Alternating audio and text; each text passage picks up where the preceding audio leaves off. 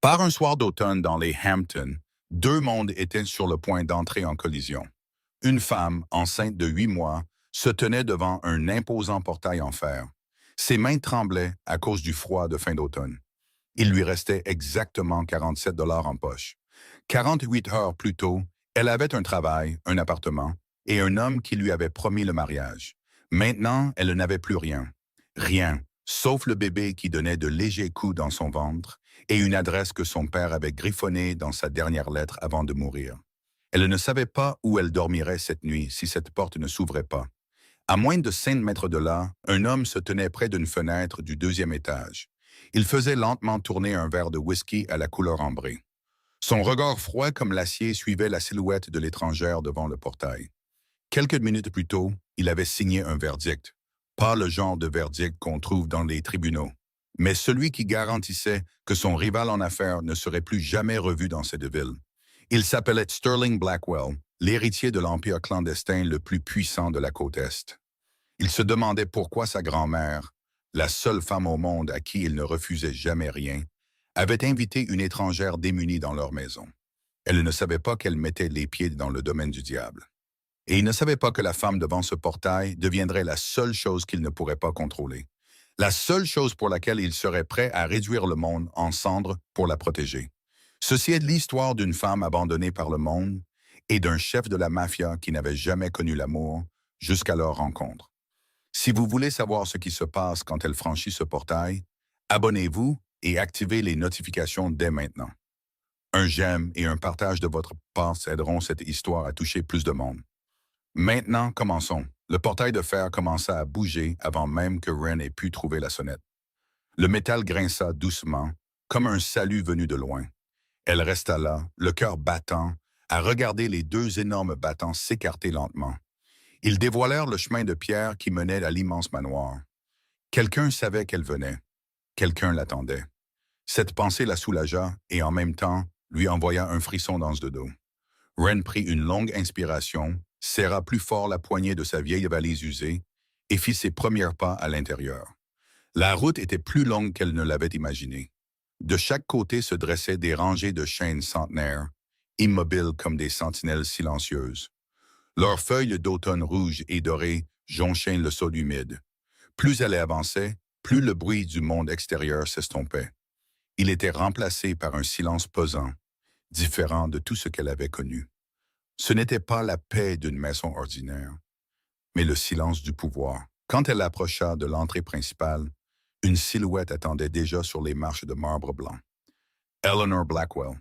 La femme paraissait plus âgée que Ren ne l'avait imaginé et bien plus imposante. Ses cheveux blancs argentés étaient coupés courts et parfaitement coiffés.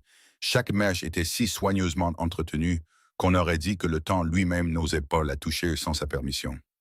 Sa posture était droite comme un pain, bien que sa main droite reposait légèrement sur une canne à pommeau d'argent. Mais ce qui fit s'arrêter Ren, ce furent ses yeux, bleus comme la mer après une tempête, assez perçants pour voir à travers chaque mensonge. Pourtant, il y avait quelque chose de chaud enfoui au plus profond d'eux, comme des braises qui rougeoient encore sous des cendres froides. Eleanor ne lui demanda pas qui elle était, ni pourquoi elle était venue. Elle ne posa pas de questions sur l'homme qui l'avait abandonnée, ni sur l'enfant de 8 mois qui gonflait sous son manteau fin. Elle la regarda seulement un long moment, puis dit d'une voix basse, veloutée et chaleureuse. « Vous êtes arrivés. Entrez. Le voyage a dû être fatigant. » 4 mots simples, mais c'étaient 4 mots que, durant les dernières 48 heures, personne ne lui avait dit. Ren sentit sa gorge se nouer, mais elle ravala ses larmes. Elle avait déjà trop pleuré. Il ne lui restait plus de larmes à verser. Elle hocha la tête et suivit Eleanor à travers les énormes portes en chêne, et le monde à l'intérieur lui coupa le souffle. Le hall principal du manoir Blackwell était aussi grand que le studio qu'elle avait autrefois loué à Manhattan. Un lustre en cristal était suspendu très haut. Des milliers de pièces de verre projetaient une lumière dorée et chaude sur le sol en marbre couleur crème. L'odeur du vieux chêne, de parfum cher, et de quelque chose d'autre qu'elle ne pouvait nommer. Peut-être l'odeur de l'argent et du pouvoir, mélangés pour former un air si dense qu'il semblait presque tangible. Ren marchait comme dans un rêve, ses chaussures plates usées claquant doucement contre la pierre. Le son était étrangement déplacé au milieu d'un tel luxe. Elle n'avait pas sa place ici. Tout en elle criait cette vérité, mais elle n'avait nulle part où aller. Eleanor la conduisit dans un long couloir bordé de peintures à l'huile. C'était un des portraits de personnes que Wren supposa être les ancêtres des Blackwell. Tandis qu'elle marchait, elle parla d'une voix douce mais claire. « Votre père était un homme bon. » Elle ne se tourna pas pour regarder Wren. Il y a 25 ans, il aurait été l'avocat qui m'a aidé quand personne d'autre n'osait se tenir à mes côtés. Il n'a pas demandé qui j'étais, ni ce que j'avais fait pour me faire des ennemis. Il a simplement fait ce qui devait être fait. Elle s'arrêta devant une porte et se tourna vers Wren. Maintenant, c'est à mon tour de rembourser cette dette. Wren voulait dire quelque chose, la remercier, lui demander pourquoi elle ouvrait sa porte à une étrangère démunie comme elle. Mais sa gorge était sèche et amère. Tout ce qu'elle put faire fut de hocher la tête, en espérant que ses yeux transmettraient la gratitude que les mots ne pouvaient exprimer. Aucune des deux femmes ne réalisa que, depuis le balcon du deuxième étage, une paire d'yeux bleu acier les observait. Sterling se tenait dans l'ombre, le dos contre la balustrade, une main tenant toujours un verre de whisky à moitié vide. Il regardait sa grand-mère conduire l'étrangère dans le couloir. Il observait sa démarche lente sous le poids de son ventre. Il voyait son regard balayer les alentours, comme une jeune biche égarée sur le territoire d'un loup. Il ne savait pas qui elle était. Il s'en fichait. Mais il y avait quelque chose dans sa façon d'essayer de se tenir droite alors qu'elle était clairement épuisée. Quelque chose dans ses épaules étroites qui tremblaient sous son manteau fin, qui l'empêchait de détourner le regard. Puis il fit claquer sa langue, tourna le dos et disparut dans l'obscurité du couloir supérieur. Une étrangère démunie ne valait pas son attention. Il avait des affaires plus importantes dont il devait se préoccuper. Eleanor s'arrêta devant une chambre au bout du couloir et poussa la porte. « Ce sera votre chambre, reposez-vous. Nous parlerons davantage demain matin. » Puis elle s'éloigna. Le léger tapotement de sa canne contre le plancher en bois s'estompa au loin, laissant Wren seul. La chambre était plus grande que son ancien appartement. Un lit à baldaquin drapé de velours vert jade profond, une grande fenêtre donnant sur le jardin assombri, une cheminée crépitant doucement dans un coin, libérant une douce chaleur. Sur la table de chevet, quelqu'un avait déjà disposé un plateau de thé et plusieurs biscuits. Wren posa sa valise sur le sol, marcha jusqu'au centre de la pièce et resta là. Elle ne savait pas si elle devait pleurer de soulagement ou rire de l'absurdité de la situation. 48 heures plus tôt, elle avait cru que sa vie était finie. Maintenant, elle se tenait dans une pièce assez belle pour appartenir à un palais, dans la maison d'une famille dont elle n'avait jamais entendu parler, accueillie par une femme qu'elle n'avait jamais rencontrée. Le bébé à l'intérieur d'elle donna un petit coup, comme pour lui rappeler que, peu importe à quel point le monde devenait fou, il y avait toujours une raison de continuer. Wren posa une main sur son ventre et murmura « Je ne sais pas ce qu'est cet endroit, mais au moins ce soir, nous avons un endroit où dormir. » Dehors, la lune commençait à se lever à l'horizon, déversant une lumière argentée sur le vaste jardin. Et quelque part dans ce manoir, un homme était assis dans le noir, se demandant pourquoi il n'arrivait toujours pas à chasser l'image des yeux de l'étrangère de son esprit. 1 heure après que Wren se soit changé avec les vêtements propres que quelqu'un avait déjà placés dans l'armoire, on frappa doucement à la porte.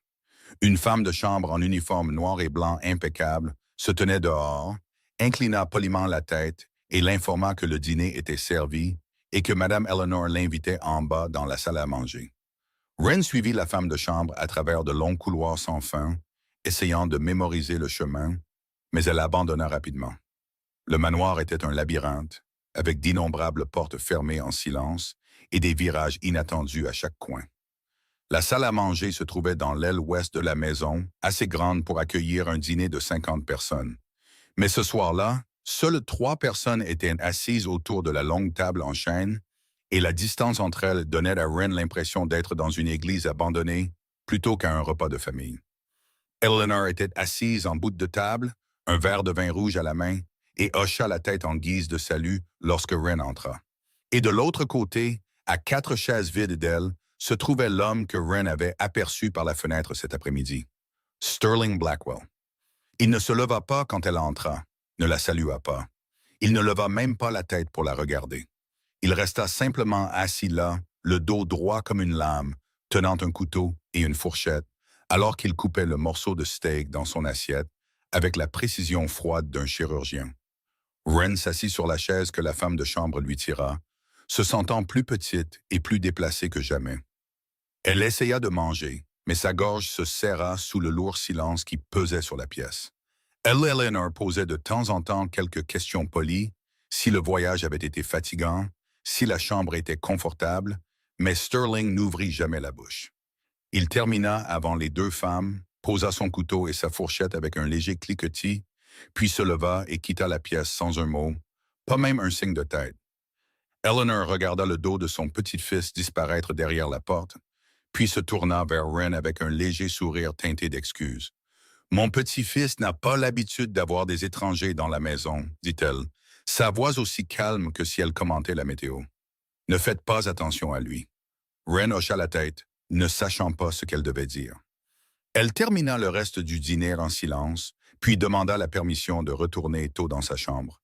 Mais lorsqu'elle s'allongea sur le lit le plus doux dans lequel elle ait jamais eu le droit de dormir, le sommeil ne vint pas. Elle se tourna et se retourna pendant des heures, fixant le plafond vertigineux avec ses motifs sculptés complexes, écoutant le vent siffler doucement à l'extérieur de la fenêtre. Son esprit tournait avec des centaines de questions sans réponse. Finalement, elle se leva, enfila un fin pull en laine et sortit sur le balcon. Le jardin nocturne s'étendait sous elle comme un tapis de velours noir, touché ici et là par le clair de lune argentée. Une fine brume montait du sol, s'enroulant autour des troncs d'arbres et des rosiers déjà fanés, créant une scène à la fois enchantée et étrangement solitaire. Et au milieu, une silhouette se déplaçait lentement le long du chemin de pierre. Sterling. Il marchait seul, sans lampe, sans manteau, même si la nuit d'automne était glaciale. Son pas n'était pas pressé, mais il n'était pas détendu non plus. C'était la marche d'un homme essayant d'échapper à ses propres pensées. Wren resta là, le regardant d'en haut, et pour la première fois, elle réalisa quelque chose d'étrange. Cet homme avait tout. Un vaste manoir, un pouvoir qui commandait le respect de toute une ville, une richesse au-delà de tout ce qu'elle pouvait imaginer. Mais il avait l'air plus seul que quiconque elle n'avait jamais rencontré. Seul à la manière d'un roi assis sur son trône dans un palais vide, sans personne à qui parler et sans personne en qui avoir confiance. Elle avait tout perdu et se sentait seule. Il avait tout et n'était pas moins seul. Cette prise de conscience remua quelque chose d'étrange en elle. Pas de la pitié. Sterling Blackwell n'était pas le genre d'homme qui avait besoin de la pitié de qui que ce soit. C'était plutôt une compréhension silencieuse, le genre qui n'apparaît qu'entre des âmes qui ont déjà été meurtries par la vie. Le bébé dans son ventre choisit ce moment pour donner un coup sec, la ramenant au présent. Wren posa une main sur son ventre et frotta un petit cercle comme pour apaiser l'enfant pas encore né. « Je te protégerai », murmura-t-elle, sa voix juste assez forte pour qu'elle l'entende. « Peu importe ce que je dois faire, que cet endroit soit le paradis ou l'enfer, que l'homme en bas soit un diable ou un saint, je ferai tout ce qu'il faut pour garder mon enfant en sécurité. » C'était la seule promesse qu'elle avait encore le pouvoir de tenir. Elle se retourna et rentra dans la chambre, ferma la porte du balcon, et cette fois, lorsqu'elle s'allongea sur le lit, l'épuisement accumulé au cours des dernières 48 heures la plongea enfin dans le sommeil. Pour la première fois depuis des semaines, elle ne rêva pas de Garrett avec son faux sourire et ses promesses creuses. Elle ne rêva pas de sa mère avec ses yeux froids et ses mots. « C'est toi qui l'as cherché. » Cette nuit-là, Wren dormit sans rêve. Et lorsque la première lumière du matin se glissa à travers l'interstice des rideaux et la réveilla avec sa douce chaleur, elle sut que même si elle ne comprenait toujours rien à cet endroit, même si elle n'avait toujours aucune idée de ce que l'avenir lui réservait, au moins elle avait survécu une nuit de plus. Et cela seul était déjà une victoire. Le lendemain matin, Eleanor frappa à la porte de Wren, alors que le soleil s'était levé d'environ une largeur de main dans le ciel. Elle se tenait là avec sa familière canne à pommeau d'argent, souriant comme si elle avait déjà su que Wren se réveillerait exactement à cette heure. « Venez avec moi. Il y a quelque chose que je veux vous montrer. » Wren suivit Eleanor à travers des couloirs qui semblaient moins étrangers que la nuit précédente. En bas de l'escalier, puis dans une aile arrière de la maison où elle n'avait jamais mis les pieds. Elles s'arrêtèrent devant une pièce beaucoup plus petite que les autres dans le manoir, mais entièrement meublée avec un bureau en noyer, des étagères qui montaient jusqu'au plafond et une grande fenêtre donnant sur la roseraie qui attendait le printemps.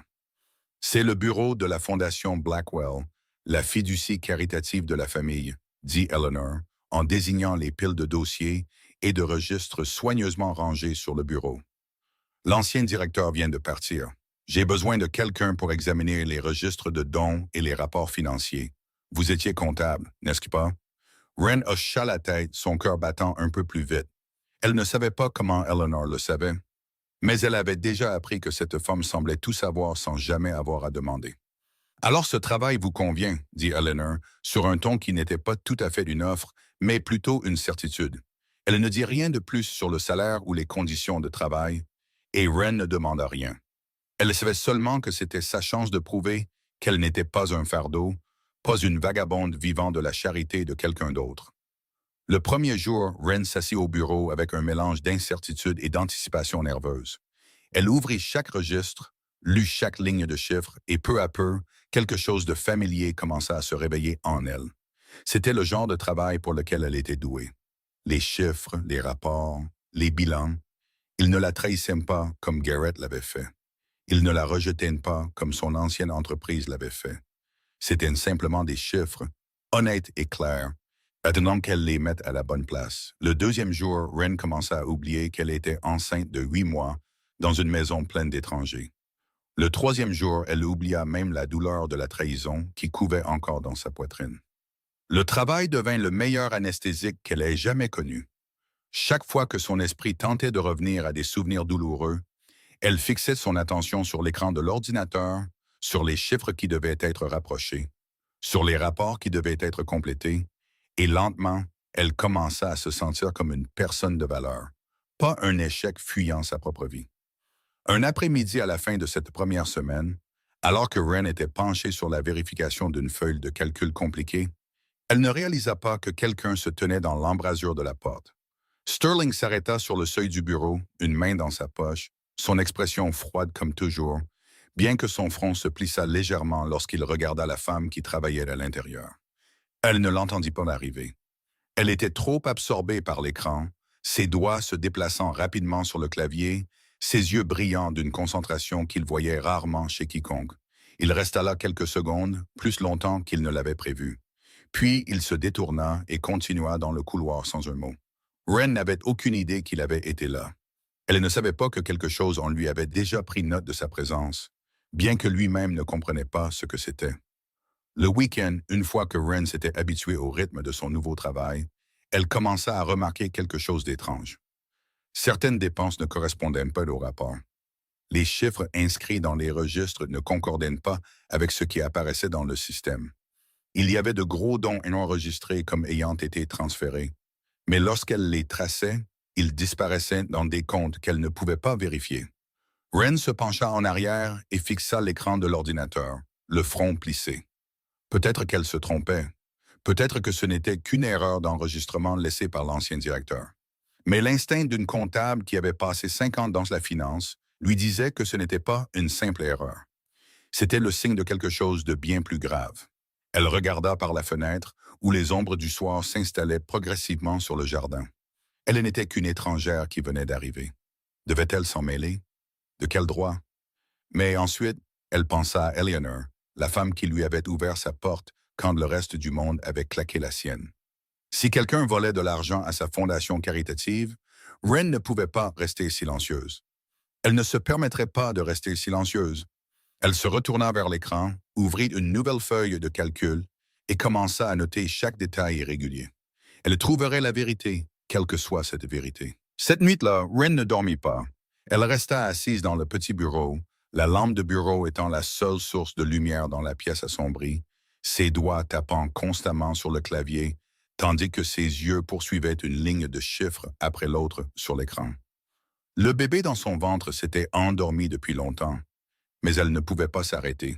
Plus elle creusait, plus elle trouvait d'irrégularités. De gros dons de bienfaiteurs avaient été entièrement enregistrés dans les registres, mais lorsqu'elle les comparait aux comptes bancaires, le montant réellement reçu était bien inférieur. La différence manquante n'avait pas simplement disparu. Elle avait été déplacée systématiquement par une chaîne de transactions compliquées, un peu à la fois, chaque transfert passant par un compte intermédiaire différent avant de finalement aboutir sur des comptes à l'étranger auxquels Wren ne pouvait pas accéder. 2 300 000 $. C'était le chiffre auquel elle était arrivée après avoir tracé le schéma pendant 6 heures d'affilée. 2 300 000 $ s'étaient évaporés de la fondation Blackwell au cours des 3 dernières années sans que personne ne le sache. Et chacune de ces transactions avait été approuvée par une seule personne, M. Morrison, le directeur financier principal, qui travaillait pour la famille Blackwell depuis 12 ans. Wren se pencha en arrière dans sa chaise, fixant ce nom sur l'écran, son cœur battant à tout rompre. 12 ans, assez longtemps pour bâtir une confiance absolue. Assez longtemps pour que personne ne se doute de rien. Et elle, une nouvelle venue qui était là depuis moins de 2 semaines, venait de découvrir ce qu'une famille entière et puissante n'avait jamais remarqué. Qui la croirait? Cette pensée donna à Wren l'envie de fermer l'ordinateur et de prétendre qu'elle n'avait rien vu.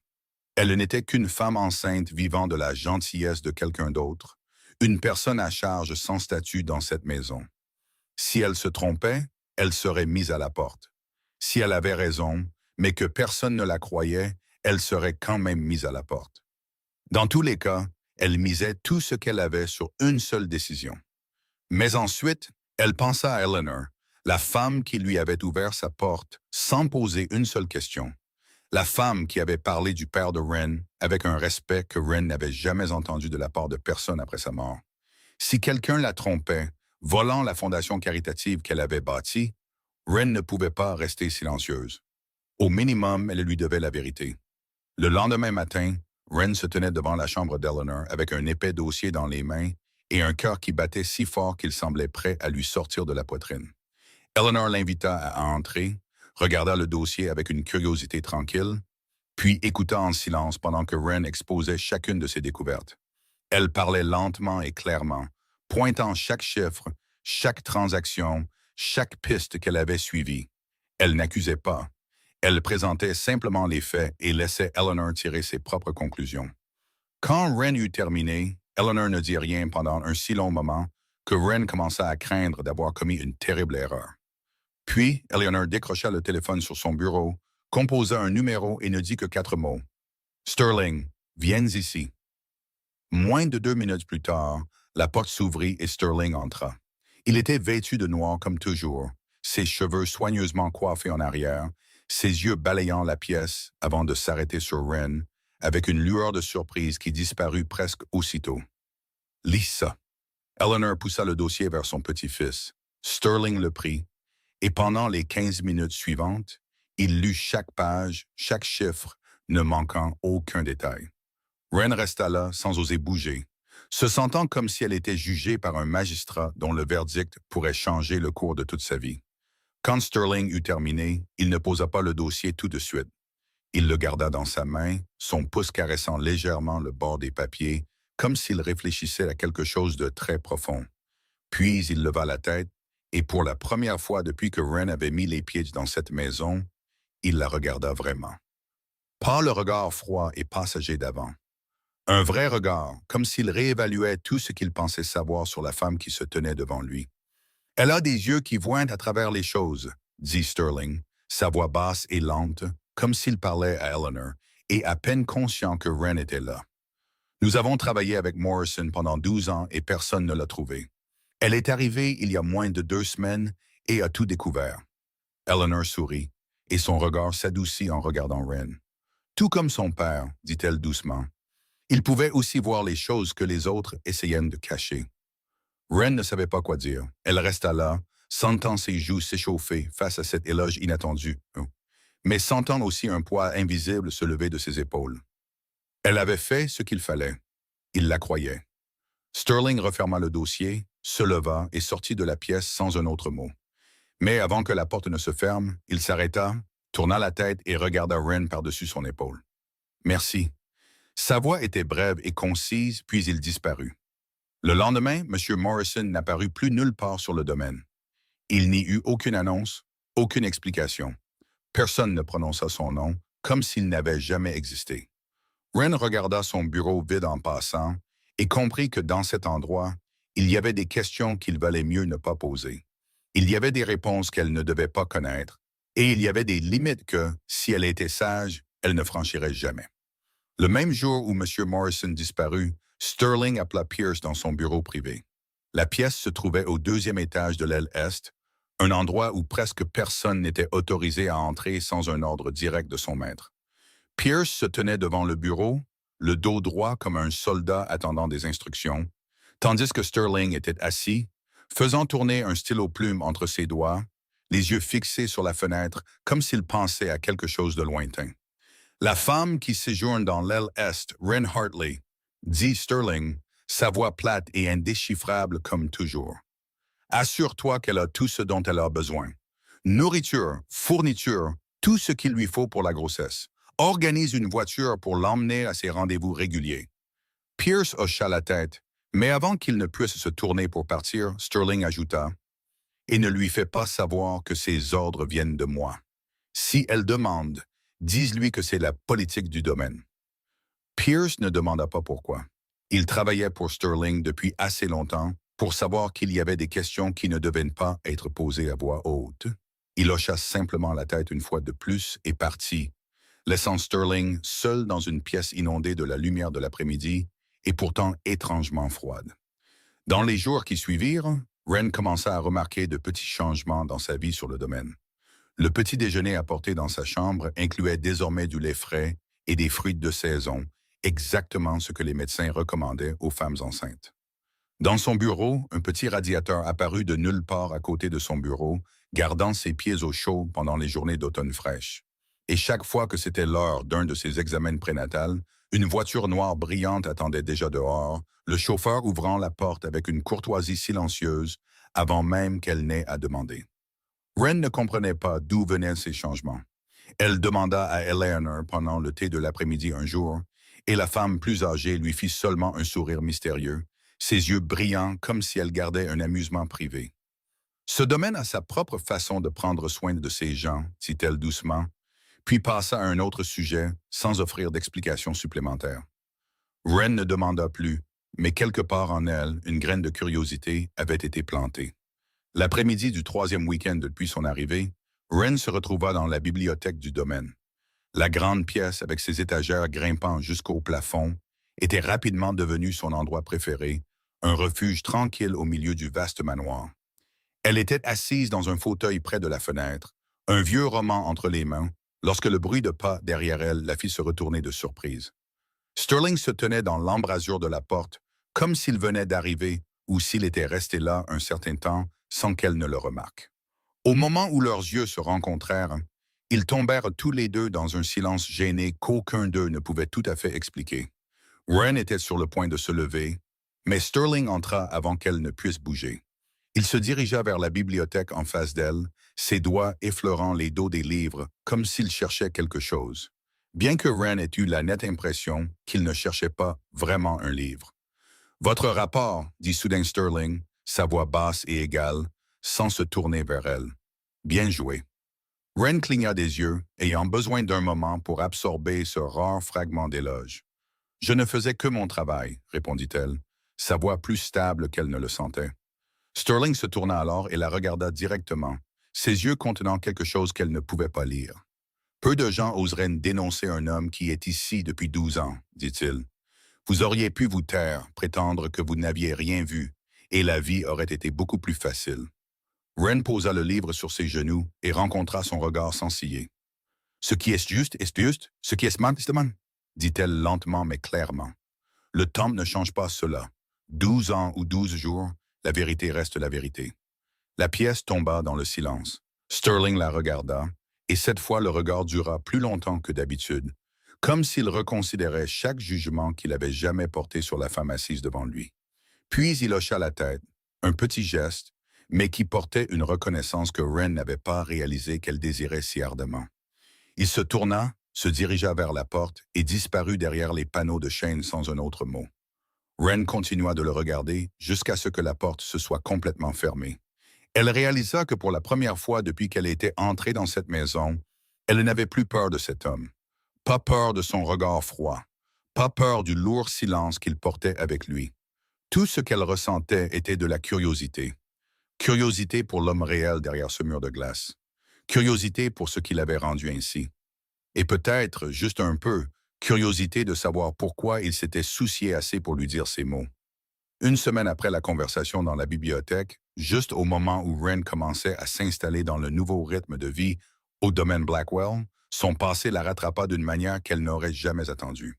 Ce matin-là commença comme n'importe quel autre. Elle était assise dans le petit bureau, la lumière du soleil d'automne entrant par la fenêtre et dispersant de l'or chaud sur son bureau, et elle examinait les chiffres du rapport trimestriel quand on frappa à la porte. Wren leva les yeux, s'attendant à voir l'un des membres familiers du personnel de la maison, mais l'homme qui se tenait dans l'embrasure de la porte n'était personne qu'elle ait jamais vu sur le domaine. Il était d'âge moyen, avec des cheveux poivre et celles soigneusement coiffées, vêtu d'un costume gris coûteux avec une cravate en soie bleu marine. Il portait une mallette en cuir noir brillant et un sourire si poli qu'il semblait immédiatement faux. Wren reconnut ce genre de sourire tout de suite. C'était le sourire des avocats très bien payés pour faire le genre de travail dont les gens ordinaires auraient honte. Mademoiselle Wren Hartley, dit-il non pas comme une question mais comme une affirmation, puis il entra dans la pièce sans attendre d'y être invité. Je suis Martin Webb, représentant légal de la famille Harrington. Je crois que nous avons quelque chose à discuter. Wren sentit comme si son cœur avait été serré dans un point. Harrington. Le nom résonna dans son esprit comme une sonnette d'alarme, traînant derrière lui des centaines de souvenirs qu'elle avait essayé d'enterrer au cours des dernières semaines. Garrett Harrington, l'homme qui avait autrefois promis de l'épouser, qui avait autrefois dit qu'il l'aimait chaque nuit, puis qui avait disparu comme du brouillard au moment où elle lui avait dit qu'elle était enceinte. « Comment m'avez-vous trouvé ?» demanda Wren, sa voix plus stable qu'elle ne le sentait. L'avocat sourit, le sourire d'un homme tenant la carte gagnante. La famille Harrington a les ressources pour trouver quiconque elle souhaite trouver, mademoiselle Hartley. Mais ce n'est pas pour cela que je suis ici. Il ouvrit la maillette en cuir, en sortit une épaisse liasse de papier et les posa sur le bureau devant Wren. La famille Harrington souhaite régler cette affaire discrètement. 500 000 $ seront transférés sur votre compte au moment où vous signerez ces documents. En échange, vous renoncerez à tout droit de demander une pension alimentaire à M. Garrett Harrington et accepterez de ne plus jamais contacter la famille Harrington. Wren regarda les papiers comme s'ils étaient un serpent venimeux. 500 000 $. C'était plus d'argent qu'elle n'aurait osé en rêver il y a seulement quelques semaines. Assez pour résoudre tous les problèmes financiers qu'elle avait. Assez pour lui donner un nouveau départ. Une nouvelle vie. Mais en échange, elle vendrait son enfant. C'est une offre généreuse, mademoiselle Hartley, continua l'avocat, sa voix douce comme de l'huile. La famille Harrington n'a aucune obligation de faire cela. Ils pourraient choisir d'autres méthodes, des méthodes beaucoup moins agréables. Vous devriez réfléchir très attentivement avant de refuser. Wren leva les yeux et rencontra son regard. Ses mains tremblaient sous le bureau, mais sa voix ne vacilla pas le moins du monde. « Ce bébé n'est pas une marchandise à négocier, » dit-elle lentement, un mot à la fois. « Je n'ai pas besoin de l'argent de la famille Harrington et je n'ai pas besoin de Garrett Harrington dans la vie de mon enfant. Vous devriez partir et ne pas revenir. » Le sourire disparut du visage de l'avocat, remplacé par une expression froide et calculatrice. Il se leva et boutonna sa veste de costume avec une lenteur délibérée. « Vous faites une erreur, mademoiselle Hartley, » dit-il, son ton toujours courtois, mais avec une couche de glace en dessous. La famille Harrington n'aime pas qu'on lui refuse quelque chose. Il posa une carte de visite sur le bureau à côté des papiers que Wren refusait de toucher. « Quand vous changerez d'avis, appelez-moi. Mais cette offre ne restera pas éternellement. » Puis il se tourna et sortit de la pièce, le son de ses chaussures en cuir frappant le plancher en bois à un rythme régulier, comme une menace tacite.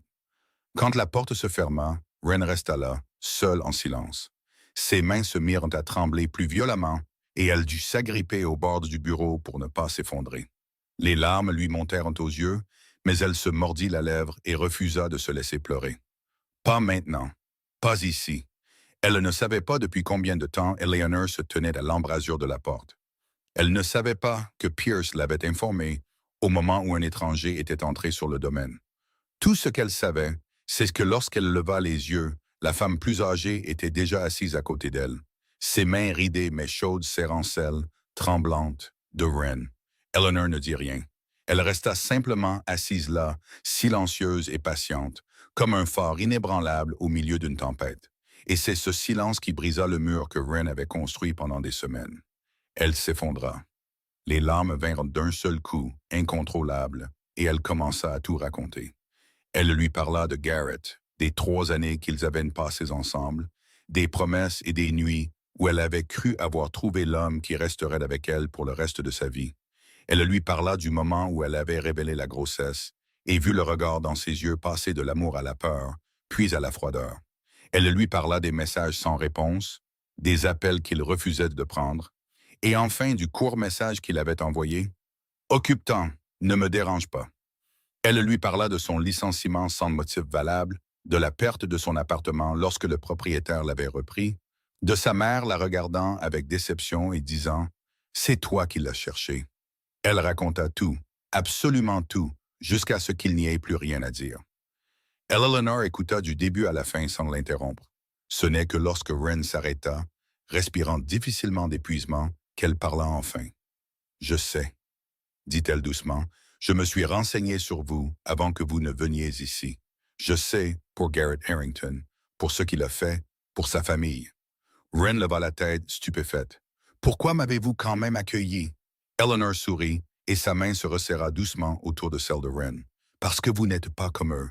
Parce que vous êtes la fille de votre père. Et parce que je ne permettrai pas à des gens comme la famille Harrington de penser qu'ils peuvent faire tout ce qu'ils veulent sans en payer le prix. » Elle se leva, et la douceur dans ses yeux laissa place à quelque chose de plus dur, de plus aiguisé. « À partir de maintenant, vous n'avez plus à vous soucier de ces gens, » dit-elle, sa voix toujours douce, mais ferme comme de l'acier.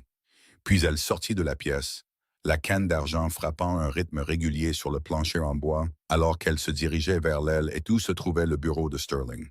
Wren la regarda disparaître au coin du couloir, et elle sut que quelque chose allait changer. Elle ne savait pas ce que ce serait, mais dans sa poitrine, pour la première fois depuis très longtemps, une petite lueur d'espoir prit vie. Peut-être, juste peut-être, qu'elle n'aurait plus à affronter seule les fantômes de son passé. 2 semaines s'écoulèrent dans une fausse sorte de paix après la rencontre avec l'avocat de la famille Harrington.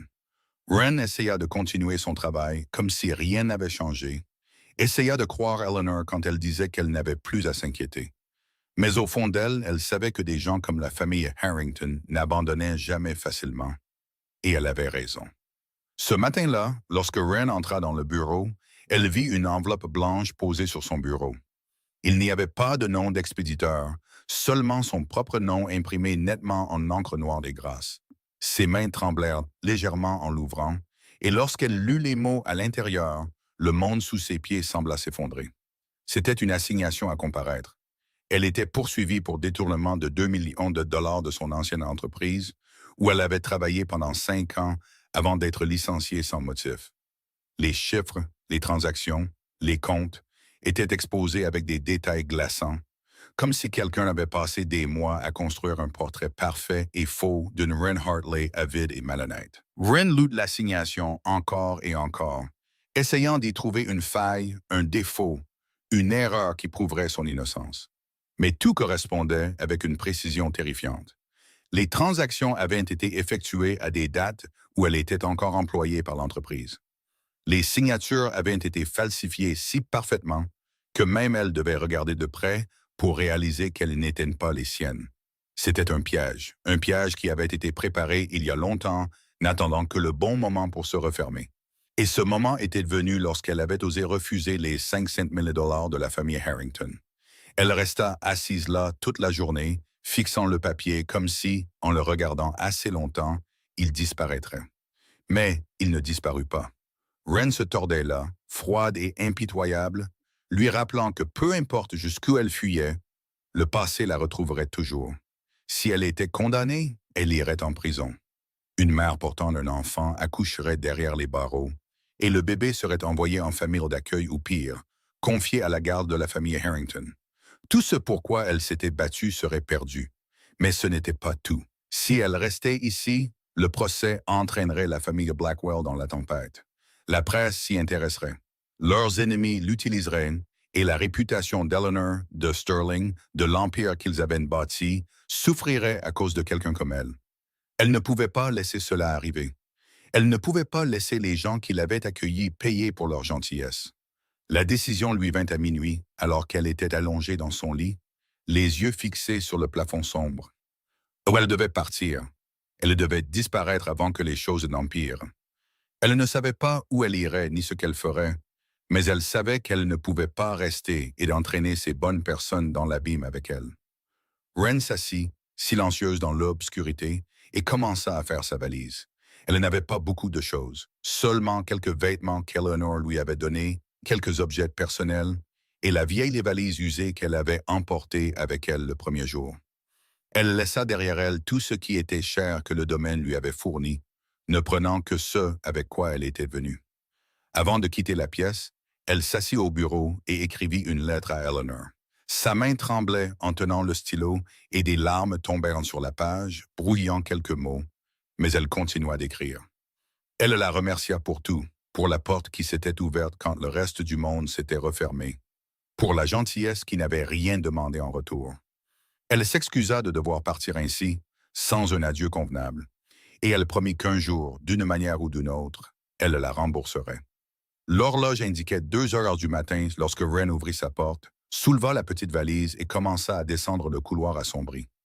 Le domaine était silencieux comme une tombe, avec seulement le léger sifflement du vent à l'extérieur des fenêtres et les battements de son propre cœur dans sa poitrine.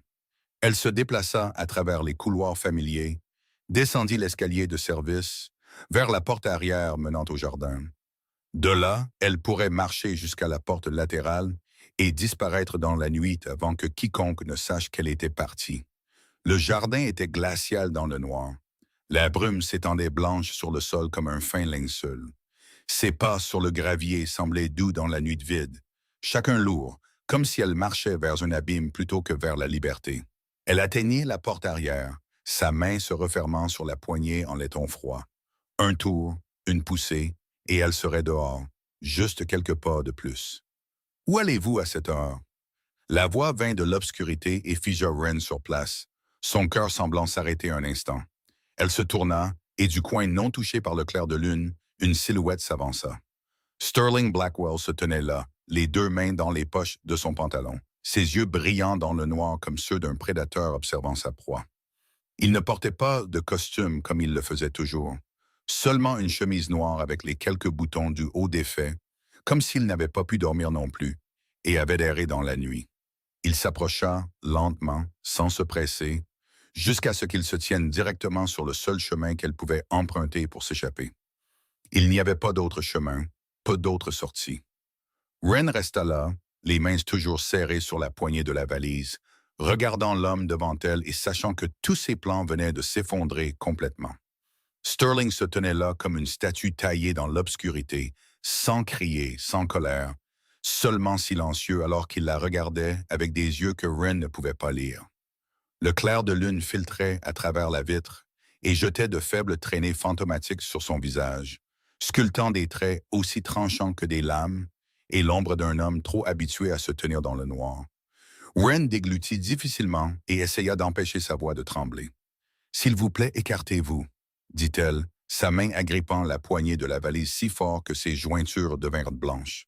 « Je ne veux pas causer plus de problèmes pour vous et pour Eleanor. » Sterling ne bougea pas.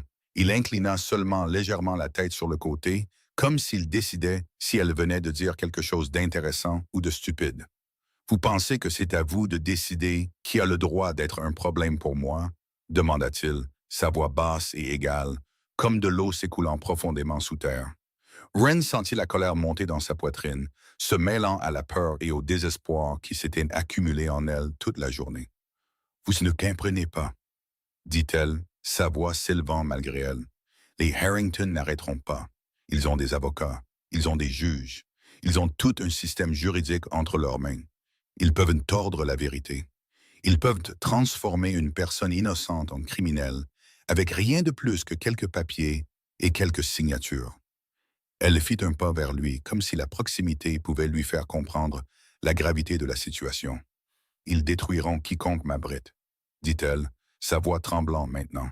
J'ai déjà perdu mon travail, ma maison, l'homme que j'aimais, même ma propre mère. Je ne peux pas vous laisser, vous et Eleanor, perdre quoi que ce soit d'autre à cause de moi. S'il vous plaît, laissez-moi partir. Sterling ne dit rien pendant si longtemps que Wren commença à se demander s'il l'avait entendu. Puis, il s'avança vers elle, un pas, un seul, mais soudain l'espace entre eux sembla assez proche pour lui couper le souffle. Vous ne savez pas qui je suis, n'est-ce pas? Demanda-t-il, sa voix légère comme l'air et pourtant portant un poids qui fit retenir son souffle à Wren. Wren regarda dans ses yeux et pour la première fois, elle y vit quelque chose de différent. Pas la froideur à laquelle elle s'était habituée, pas l'indifférence qu'il portait toujours comme une armure, mais quelque chose de plus profond, de plus sombre, comme un océan caché sous la glace. Elle vit le pouvoir, elle vit le danger, et elle vit la vaste solitude qu'il avait dissimulée si longtemps.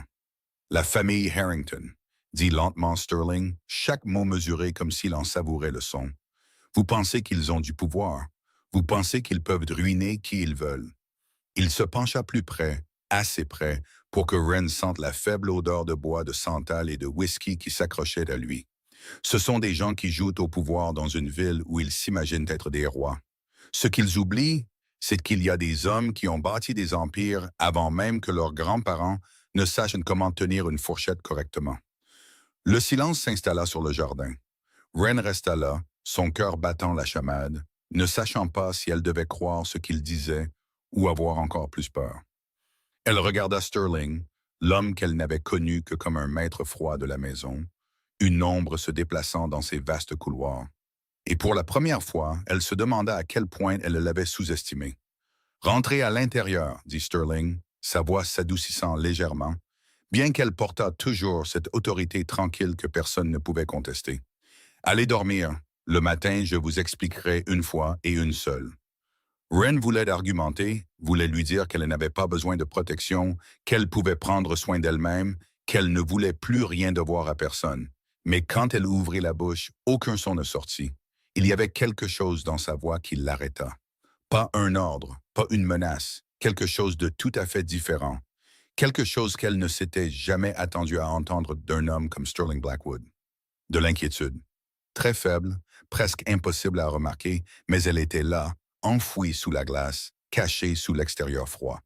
Il y avait une petite parcelle de véritable sollicitude, et c'est cette petite parcelle qui fit que Wren lâcha la poignée de la porte. Elle ne dit rien. Elle hocha seulement la tête, ramassa la valise et se retourna vers la maison. Elle ne regarda pas derrière elle, mais elle pouvait sentir son regard suivre chacun de ses pas jusqu'à ce qu'elle disparaisse derrière la porte. Cette nuit-là, Wren resta allongée dans son lit, fixant le plafond jusqu'à ce que la première lueur de l'aube se glisse à travers la fente des rideaux. Elle ne pouvait pas dormir. Son esprit tournait avec des centaines de questions sans réponse. Qui était vraiment Sterling Blackwood? Pourquoi voulait-il qu'elle reste? Que pouvait-il faire à la famille Harrington qu'elle ne savait pas? Et surtout, pourquoi s'en souciait-il? Lorsque la lumière du soleil eut entièrement inondé la pièce, Wren s'assit, les yeux lourds de manque de sommeil. Elle tendit la main vers l'assignation à comparaître sur la table de chevet, avec l'intention de la relire une dernière fois, mais sa main ne toucha que le bois nu. L'assignation avait disparu. À sa place se trouvait une petite note pliée, l'écriture forte et nette, aussi reconnaissable que l'homme qui l'avait écrite. Wren prit le papier, et son cœur sembla s'arrêter lorsqu'elle lut les brèves lignes. « C'est réglé. Ne pense plus à partir. » Il n'y avait pas de signature, pas d'explication, seulement 2 courtes phrases, mais elles portaient une promesse à laquelle Wren ne savait pas si elle devait se fier. Elle resta assise là avec la note dans sa main, et pour la première fois depuis qu'elle avait reçu l'assignation, elle s'autorisa à pleurer. Pas de peur, pas de désespoir, mais de quelque chose de tout à fait différent. Parce que pour la première fois de sa vie, quelqu'un s'était battu pour elle sans la faire supplier. Une semaine s'écoula dans une étrange sorte de paix, après la nuit où Sterling avait arrêté Wren à la porte arrière. L'affaire de détournement de fonds disparut comme si elle n'avait jamais existé, et personne sur le domaine n'en parla plus. Wren continua son travail, continua les repas silencieux, continua à regarder Sterling de loin, sans oser demander ce qu'il avait fait pour que tout disparaisse si rapidement. Elle savait qu'il valait mieux ne pas demander, mais la paix au domaine Blackwell ne durait jamais très longtemps. Cet après-midi-là, alors que Wren était assise dans la bibliothèque avec un livre entre les mains qu'elle ne lisait pas vraiment, Pierce apparut dans l'embrasure de la porte avec une tension sur son visage qu'elle avait rarement vue. « Il y a un visiteur qui veut vous voir, dit-il, Howell, sa voix égale, bien que ses yeux portaient un avertissement silencieux. Dans le grand salon, Madame Eleanor a donné son accord. Wren se leva, son cœur battant plus vite même si elle ne comprenait pas pourquoi. Elle suivit Pierce à travers les couloirs familiers, et lorsqu'elle entra dans le salon, ses pieds semblèrent se clouer au sol. Garrett Harrington était assis sur le canapé en velours bleu profond, une jambe croisée avec une aisance décontractée, une tasse de thé à la main que quelqu'un lui avait poliment servie. Il était toujours aussi beau qu'elle s'en souvenait, peut-être même plus. Ses cheveux bruns foncés étaient parfaitement coiffés, son costume anthracite taillé pour flatter sa grande silhouette, et ce sourire charmant, le sourire qui l'avait autrefois fait fondre, se dessinait sur ses lèvres comme si les 3 derniers mois n'avaient jamais eu lieu. « Wren, dit-il. » Il se leva et ouvrit les bras comme pour l'embrasser. « Je t'ai enfin trouvé. » Eleanor était assise dans le fauteuil d'en face, observant tranquillement avec des yeux bleus qui ne manquaient rien. Elle fit un léger signe de tête à Wren, puis se leva. « Je vais vous laisser parler en privé, » dit-elle d'une voix neutre et sortit de la pièce. Mais avant de partir, elle jeta un coup d'œil vers le coin de la pièce où une petite porte menait à la chambre attenante. Wren ne comprit la signification de ce regard que plus tard. Une fois seul, Garrett s'approcha, arborant toujours ce faux sourire chaleureux. Wren recula d'un pas, l'instinct la poussant à garder ses distances. « Pourquoi es-tu ici ?» demanda-t-elle, sa voix plus froide qu'elle ne l'aurait cru possible. Garrett soupira, et son expression passa du plaisir au regret avec une aisance parfaite. « Wren, je sais que j'ai eu tort, » dit-il, sa voix basse et veloutée. « J'ai beaucoup réfléchi ces derniers mois. J'ai agi comme un lâche et je suis désolé. Je veux arranger les choses. Je veux être le père de ce bébé.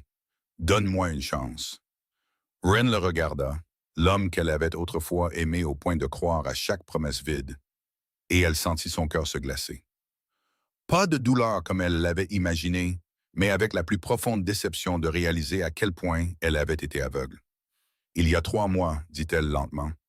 Quand je t'ai dit que j'étais enceinte, qu'est-ce que tu dis? » Il cligna des yeux une fois, le sourire tremblant un bref instant avant qu'il ne reprenne le contrôle. « Wren, je sais que j'ai dit des choses horribles. J'avais peur.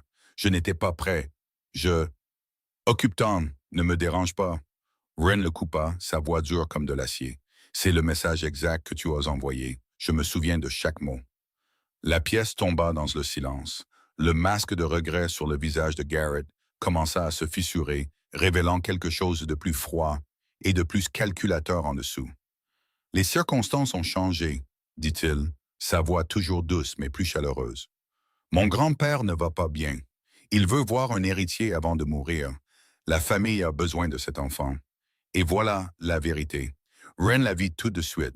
Il n'était pas venu parce qu'il regrettait quoi que ce soit. Il n'était pas venu parce qu'il l'aimait ou voulait être père.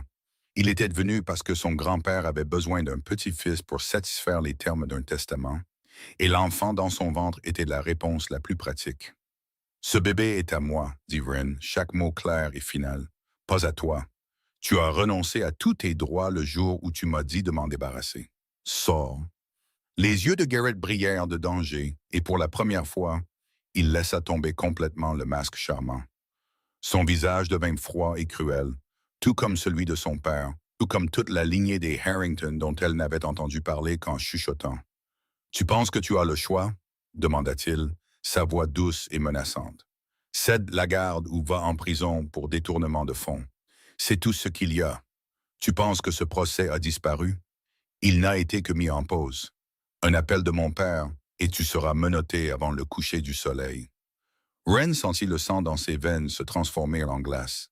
Elle voulait lui crier au visage, voulait frapper ce visage magnifique et détestable, mais avant qu'elle ne puisse réagir, la porte s'ouvrit sans un bruit.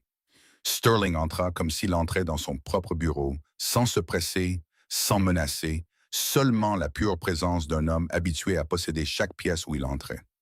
Il se dirigea directement vers le bar à liqueur dans le coin, se versa un whisky, puis se tourna et s'assit dans le fauteuil en face de Garrett. Ses mouvements étaient lents, aisé, comme s'il avait 1000 ans à perdre. Garrett resta là, stupéfait par l'intrusion inattendue. Sterling Blackwell, dit-il, sa voix faiblissant légèrement. Je ne savais pas que vous étiez impliqué dans cette affaire. Sterling ne répondit pas tout de suite. Il prit une gorgée de whisky, laissa le goût s'installer sur sa langue, puis leva enfin la tête et regarda Garrett. Et ce regard fit frissonner Wren même s'il ne lui était pas destiné. C'était la façon dont un tigre regarde un lapin avant de décider s'il vaut la peine de bondir. Harrison Harrington, dit doucement Sterling, chaque mot précis. Atlantic City, 1987, j'ai le dossier complet. Garrett devint pâle. Pas pâle à la manière ordinaire d'un homme effrayé. Il devint blanc comme du papier, comme si chaque goutte de sang dans son corps s'était figée d'un coup. Vous, vous n'avez pas le droit, balbutia-t-il. Sterling posa le verre de whisky sur la table, le son du verre contre le bois résonnant dans la pièce comme une sentence prononcée. Il ne dit rien de plus. Il le regarda seulement, et ce silence était plus terrifiant que n'importe quelle menace aurait pu l'être. Garrett déglutit difficilement, lança à Wren un dernier regard plein de haine, puis se tourna et sortit précipitamment de la pièce, le son de ses chaussures frappant le sol de pierre en battements rapides et secs, puis s'estompa, puis disparut. Le silence s'installa de nouveau dans la pièce. Wren resta là, une main toujours posée sur son ventre, regardant Sterling assis dans le fauteuil comme un roi sur son trône. Et pour la première fois, elle le vit vraiment. Non pas comme le directeur général poli d'un empire caritatif, non pas comme le petit-fils froid et distant d'Eleanor, mais comme le souverain d'un empire souterrain, un homme devant lequel même des familles puissantes comme les Harrington devaient s'incliner. Elle ne savait pas si elle devait avoir peur ou être reconnaissante. Peut-être les deux. Après que Garrett ait quitté le domaine avec un visage aussi pâle qu'un cadavre, la vie de Wren sembla reprendre son rythme habituel. Elle continua son travail dans le petit bureau, continua les repas silencieux avec Eleanor, continua à compter les jours jusqu'à ce que l'enfant dans son ventre soit prêt à entrer dans le monde. Mais quelque chose avait changé, un changement subtil dans l'atmosphère du manoir qu'elle ne pouvait pas tout à fait nommer.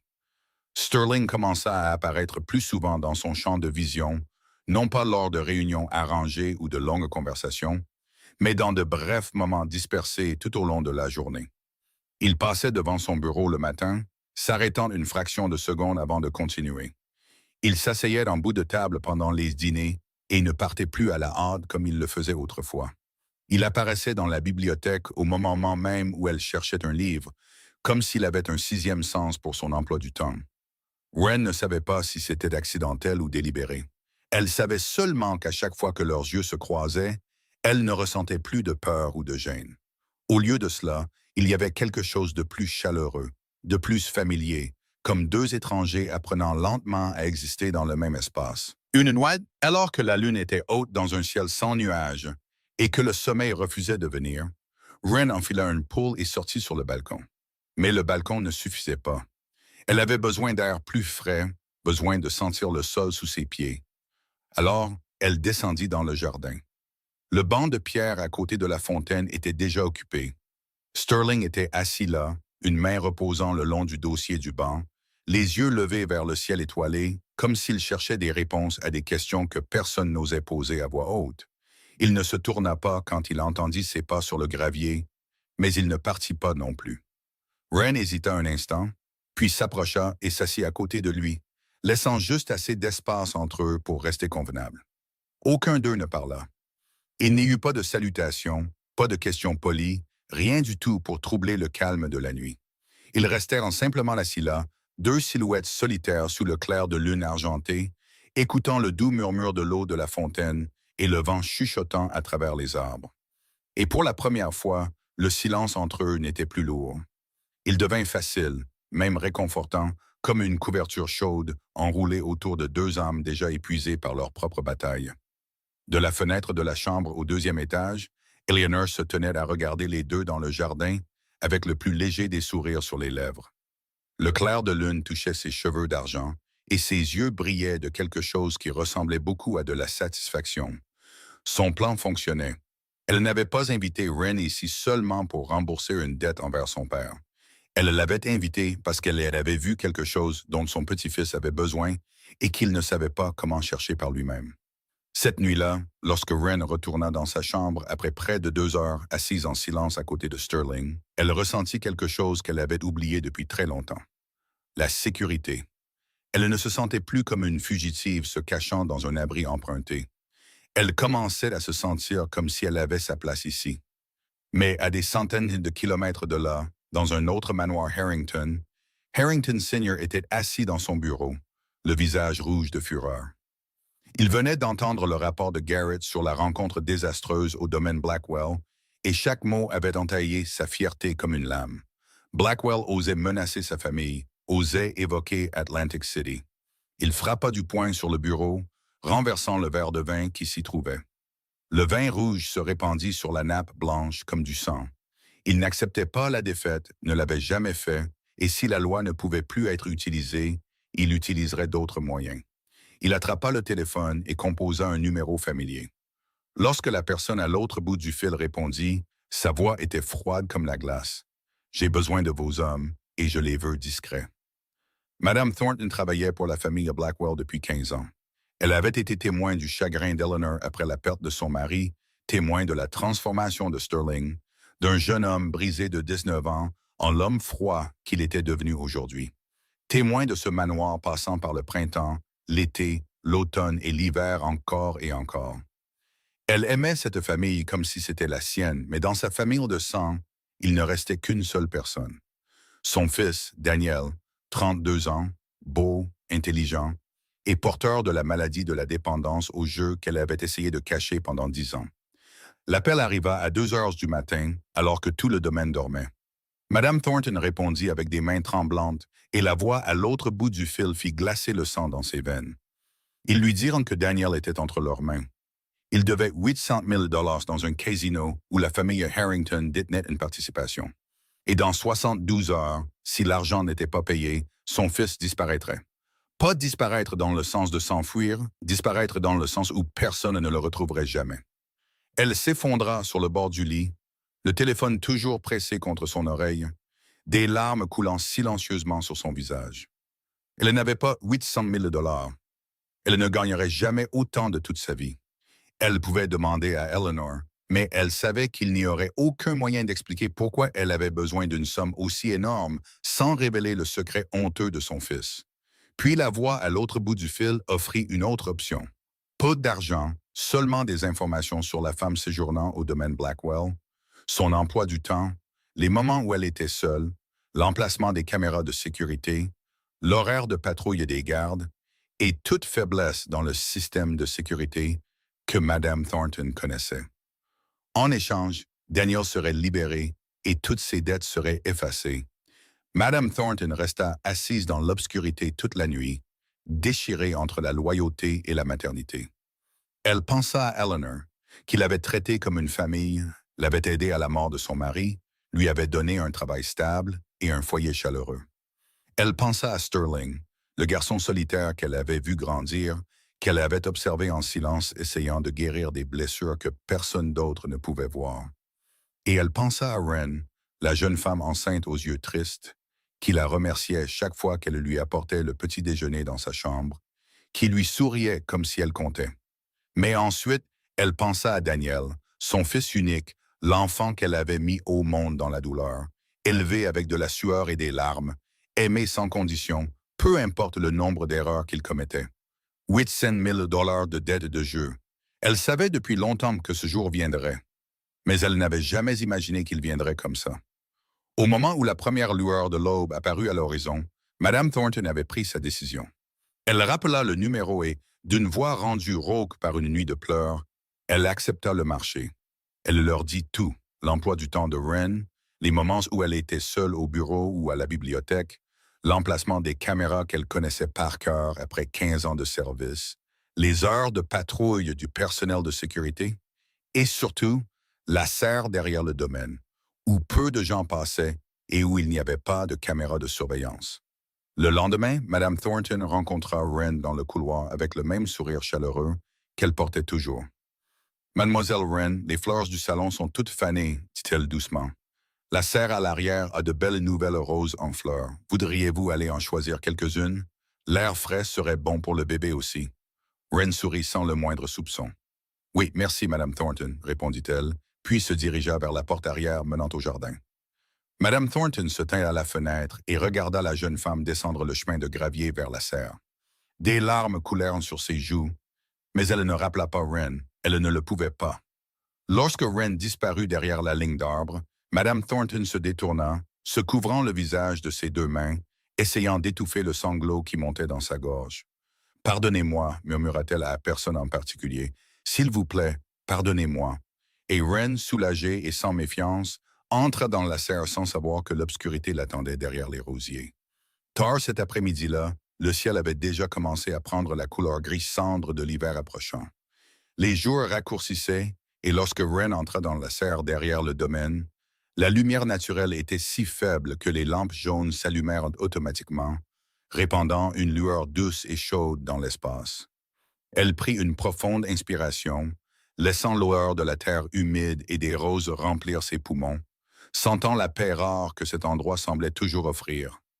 La serre était un monde à part, séparé du luxe froid du manoir principal. Des pots de fleurs étaient alignés en rangées soignées, des roses rouges foncées aux chrysanthèmes d'un blanc pur, des orchidées violettes majestueuses aux fleurs sauvages que Wren ne connaissait pas de nom. Elle marcha lentement sur le chemin étroit entre les plantes, sa main effleurant doucement les pétales doux, choisissant les plus belles fleurs à ramener au salon. Le bébé dans son ventre donna un petit coup, comme s'il appréciait ce moment de calme avec elle. Wren sourit, posa une main sur son ventre et murmura des mots tendres destinés uniquement à eux deux. Elle n'entendit pas la porte vitrée s'ouvrir derrière elle, n'entendit pas les pas, doux comme ceux d'un chat, sur le carrelage humide. Elle eut juste le temps de sentir un courant d'air froid effleurer sa nuque avant que trois silhouettes sombres n'apparaissent de nulle part, l'entourant de trois côtés. Wren essaya de se retourner, essaya de crier à l'aide, mais tout se passa trop vite. Une grande main se plaqua sur sa bouche, un autre bras se verrouilla sur sa poitrine, et avant qu'elle ne puisse comprendre ce qui se passait, une odeur chimique douce envahit son nez. Le monde bascula, les lumières jaunes se brouillèrent, puis tout sombra dans l'obscurité. Le pot de rose qu'elle tenait glissa de ses mains, et des pétales rouges se dispersèrent sur le carrelage comme des gouttes de sang. 20 minutes plus tard, Pierce réalisa que quelque chose n'allait pas. Mademoiselle Hartley était partie à la serre il y a trop longtemps et n'était toujours pas revenue. L'instinct d'un homme qui avait passé trop d'années dans le milieu interlope ne le laissait pas ignorer ce sentiment. Il vérifia les caméras de sécurité et quand il vit ce qui se jouait à l'écran, son cœur sembla s'arrêter un instant. Les images montraient trois silhouettes vêtues de noir traînant une femme inconsciente par la porte arrière de la serre et la poussant dans une camionnette noire sans plaque d'immatriculation qui attendait sur la route de service derrière le domaine.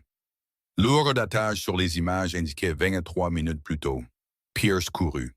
Il courut plus vite qu'il ne l'avait jamais fait de sa vie, traversant les longs couloirs et défonçant la porte de la salle de réunion où Sterling était assis avec trois importants partenaires commerciaux étrangers. Tous les yeux dans la pièce se tournèrent vers Pierce alors qu'il faisait irruption, respirant difficilement, le visage blanc comme du papier. « Monsieur Blackwell, » dit Pierce, sa voix tremblant malgré ses efforts pour la stabiliser. « Mademoiselle Hartley, ils l'ont emmenée. » La pièce se figea dans le silence. Les trois partenaires commerciaux restèrent assis, l'air confus, sans aucune idée de ce qui se passait.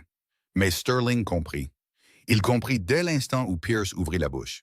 Et ce qui se passa ensuite fit frissonner les trois hommes étrangers, même si rien de tout cela n'avait à voir avec eux. Sterling se leva. Il ne dit pas un mot, n'expliqua rien, ne s'excusa pas de mettre fin à la réunion en plein milieu. Il se leva simplement et sortit de la pièce comme si les trois hommes valant des centaines de millions de dollars n'étaient que des ombres. Son visage ne montrait aucune expression, froide et dure comme la statue de pierre qu'il avait toujours semblé être. Mais ses yeux étaient différents. Ses yeux brûlaient maintenant d'un feu que Pierce n'avait jamais vu en 10 ans de travail à ses côtés.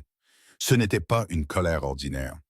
C'était une fureur contenue depuis bien trop longtemps, bouillonnant sous la surface gelée, attendant d'être déchaînée. Eleanor marchait dans le couloir lorsqu'elle vit son petit-fils sortir de la salle de réunion d'un pas beaucoup plus long et plus urgent que d'habitude. Elle se dépêcha de le suivre, sa canne à pommeau d'argent frappant le sol de pierre en coupe rapide et sec. Sterling, attends, appela-t-elle. Que s'est-il passé? Sterling ne s'arrêta pas, ne se retourna pas. Il ne dit que 3 mots, sa voix plate comme un lac avant une tempête. Ils l'ont prise. 3 mots, seulement 3 mots. Mais Eleanor comprit. Elle comprit que son petit-fils, l'homme qui contrôlait chaque situation avec un sang-froid glacial, était sur le point de devenir quelque chose de vraiment monstrueux. Et elle comprit aussi que, bien que Sterling ne l'ait peut-être jamais dit à voix haute, la jeune femme enceinte était devenue une partie de lui qu'il ne pouvait pas se permettre de perdre.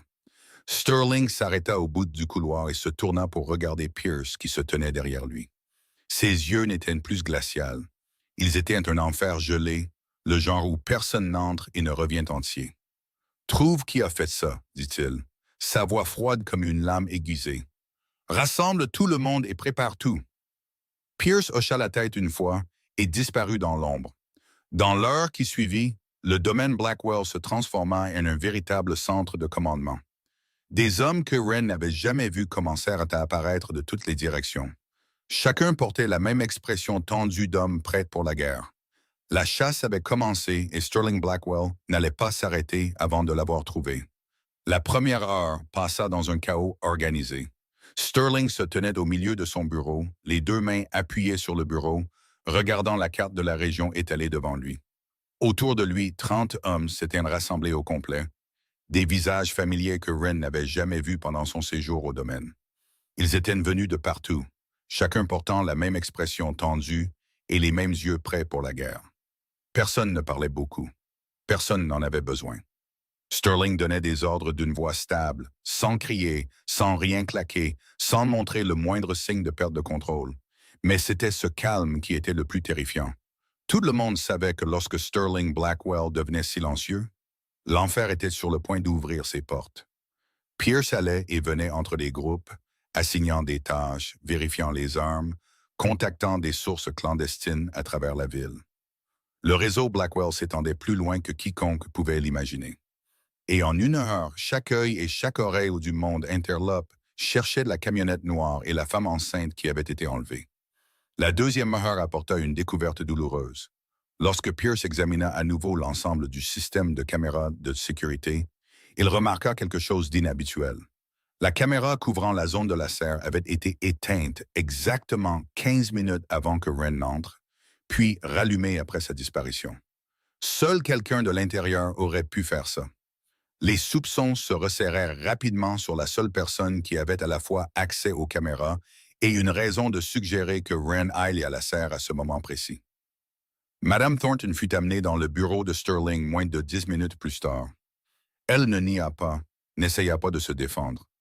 Elle tomba simplement à genoux au milieu de la pièce, des larmes coulant sur son visage comme de la pluie, et leur raconta tout.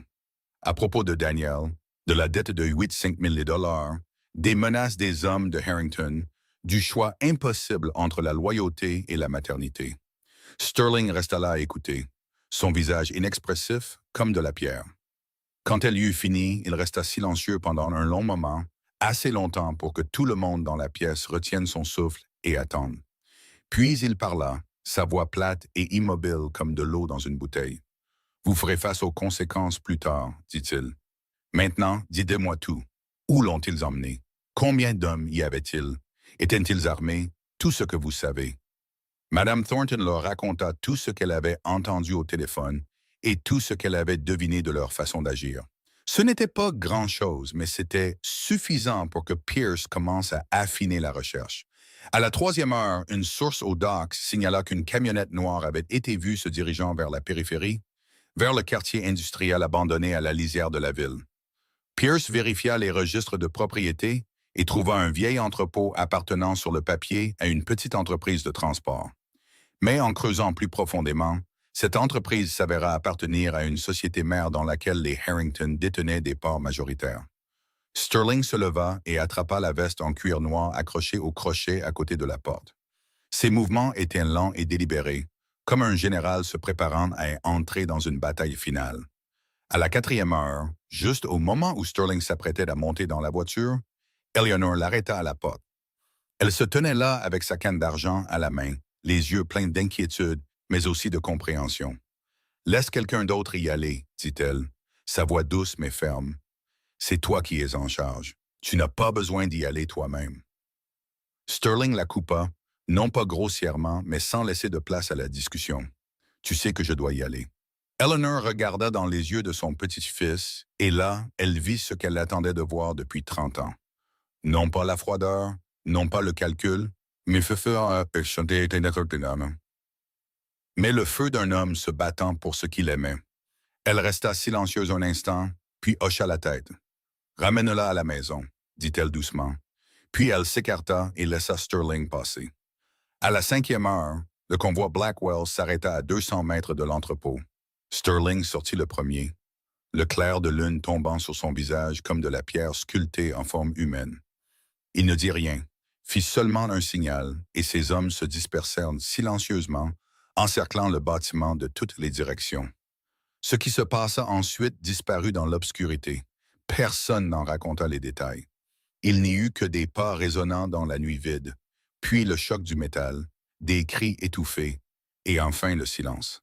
À la 6e heure, la porte de l'entrepôt s'ouvrit. Sterling sortit de l'obscurité, et Wren était dans ses bras. Elle était inconsciente, ses cheveux bruns défaits et emmêlés sur son bras, son visage pâle mais ne montrant aucune blessure grave visible. Le bébé dans son ventre était toujours en sécurité, toujours protégé par le corps de sa mère et par l'homme qui la portait, comme si elle était la chose la plus précieuse au monde. La veste de costume de Sterling était froissée, ses manches retroussées pour révéler des égratignures le long de ses avant-bras, et les cheveux noirs qu'il portait habituellement si parfaitement coiffés étaient maintenant en désordre. Il ressemblait à un homme qui venait de traverser une bataille, et peut-être que c'était le cas. Mais ses yeux ne regardaient nulle part ailleurs que le visage de la femme dans ses bras. Pierce ouvrit la portière de la voiture, et Sterling plaça soigneusement Wren sur la banquette arrière. Il ne laissa personne d'autre s'asseoir à côté d'elle. Il monta lui-même, posa sa tête contre son épaule et garda un bras fermement autour d'elle pour qu'elle ne soit pas secouée lorsque la voiture bougerait.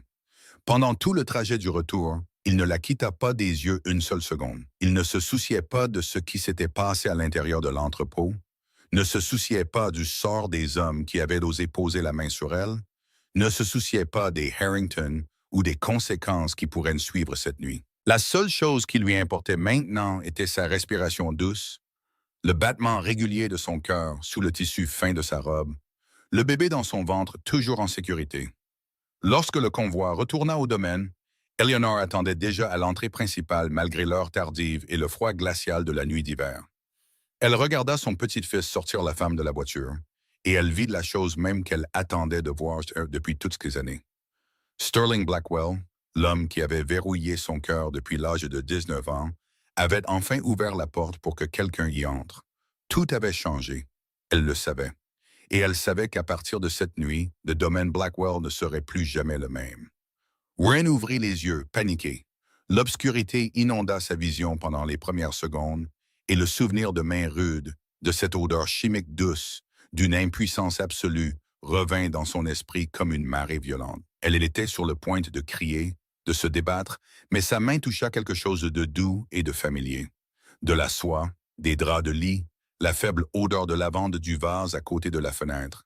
Elle était allongée dans son propre lit, dans sa propre chambre, au domaine Blackwell, en sécurité. La douce lumière de la lampe de chevet tombait sur le visage d'une femme d'âge moyen assise à côté d'elle. Un stéthoscope était pressé contre son ventre. Le docteur Céleste, le médecin privé de la famille Blackwell, la regarda avec des yeux chauds et pleins d'inquiétude. « Vous êtes réveillé, dit-elle doucement. Ne bougez pas trop. Le bébé va bien. Le rythme cardiaque est fort, mais vous avez besoin d'un repos complet pendant les prochains jours. Votre corps a subi un choc important. » Wren hocha faiblement la tête, une main se déplaçant instinctivement vers son ventre, comme pour confirmer que son enfant était toujours là, toujours en sécurité. Puis son regard parcourut la pièce, et elle vit une silhouette debout dans le coin le plus éloigné, le dos tourné, regardant par la fenêtre où le clair de lune étendait de l'argent sur la vitre. Sterling ne se retourna pas, mais elle savait qu'il avait déjà réalisé qu'elle était réveillée. Peut-être était-il là depuis le début, attendant un silence comme un gardien taillé dans la pierre. « Ces hommes, commença Wren, sa voix rauque de sécheresse et de faiblesse. Ils. Sterling la coupa avant qu'elle ne puisse finir. Sa voix plate comme un lac gelé. Vous n'avez pas besoin de savoir. Le silence s'installa dans la pièce. Le docteur Céleste toussa légèrement, rassembla ses instruments médicaux et partit discrètement, fermant la porte derrière elle avec soin. Seuls les deux restèrent dans la pièce remplie de clairs de lune et de questions non dites. Wren regarda le large dos de Sterling, et elle comprit. Elle comprit qu'il avait fait des choses qu'elle n'était pas censée savoir, des choses qu'il ne voulait pas qu'elle sache. Il était entré dans l'obscurité pour la ramener, et cette obscurité n'était pas quelque chose qu'il voulait qu'elle voie. Elle avait vu qui il était vraiment, non pas par des rumeurs ou des histoires, mais par la façon dont il se tenait là maintenant, le dos droit comme un mur, ses épaules portant le poids de ce qu'il avait fait et de ce qu'il ferait. Un chef de la mafia, l'homme que toute la ville craignait, un homme prêt à incendier le monde si quelqu'un osait toucher ce qui lui appartenait. Avant la fin de la semaine, l'affaire de Mme Thornton fut finalement réglée. Sterling avait initialement l'intention de prononcer une sentence impitoyable, car il ne tolérait jamais la trahison. Mais Wren, après avoir appris la dette et l'amour désespéré d'une mère pour son fils, était intervenu. À sa demande, Mme Thornton ne fut pas livrée à la police ni jetée à la rue. Au lieu de cela, elle fut autorisée à prendre sa retraite tranquillement dans un petit cottage loin des Hamptons. Sterling régla les dettes de jeu de son fils une dernière fois, s'assurant que Daniel était en sécurité à la condition stricte qu'aucun d'eux ne remette jamais les pieds près du domaine Blackwell. C'était une miséricorde que Mme Thornton ne méritait pas, mais sur laquelle Wren insista, prouvant que la lumière dans la maison était maintenant plus forte que les ombres. Le lendemain, Wren demanda à être laissée seule. Elle avait besoin de temps. Elle avait besoin d'espace pour réfléchir, pour remettre de l'ordre dans tout ce qu'elle avait en tête avant de pouvoir affronter qui que ce soit. Eleanor accepta aussitôt, ordonna au personnel de lui apporter les repas dans sa chambre et ordonna que personne ne la dérange à moins qu'elle ne le demande. Sterling n'apparut plus après cette nuit-là. 3 jours passèrent, 3 jours pendant lesquels Wren resta au lit, fixant le plafond, laissant ses pensées dériver dans tous les recoins de la mémoire et des sentiments. Elle pensa à Garrett, aux 3 années où elle avait cru à ses fausses promesses, à la façon dont il l'avait rejetée comme une vieille chose une fois qu'elle n'était plus pratique. Elle pensa à son ancienne entreprise, aux collègues qui avaient ri avec elle tous les jours, puis lui avaient tourné le dos sans un mot lorsqu'elle avait été licenciée. Elle pensa à sa mère, au regard froid dans ses yeux et aux mots « C'est toi qui l'as cherché », qui résonnaient encore dans la tête de Wren chaque nuit. Qu'est-ce que le monde qu'elle croyait autrefois bon, sûr et digne de confiance lui avait fait? Il l'avait trahi, abandonné, poussé au bord d'un abîme, et pas une seule main ne s'était tendue pour la ramener. Puis elle pensa à Sterling, l'homme froid dont elle avait autrefois eu peur. Qu'avait-il fait? Il avait ouvert la porte quand personne d'autre ne l'aurait fait. Il l'avait abrité sans rien demander en retour. Il avait fait disparaître l'affaire de détournement de fonds sans un mot. Il avait chassé Garrett avec une seule phrase. Et quand elle avait été enlevée, il avait mis le feu à tout le monde interlope pour la retrouver, était entré lui-même dans l'obscurité pour la ramener. Elle se demanda, « Suis-je en train de tomber dans le syndrome de Stockholm? » Elle avait lu à ce sujet sur la façon dont les victimes développent parfois des sentiments pour la personne qui les retient captives, sur la confusion entre la gratitude et l'amour. Mais Sterling ne l'avait pas prise en otage. Il l'avait sauvée, et elle n'avait pas peur de lui. Elle le réalisa le matin du 3e jour, lorsque la première lumière du soleil perça les rideaux et la réveilla de son sommeil agité. Elle n'avait pas peur de Sterling Blackwell. Elle n'avait jamais vraiment eu peur de lui, même quand elle pensait que c'était le cas.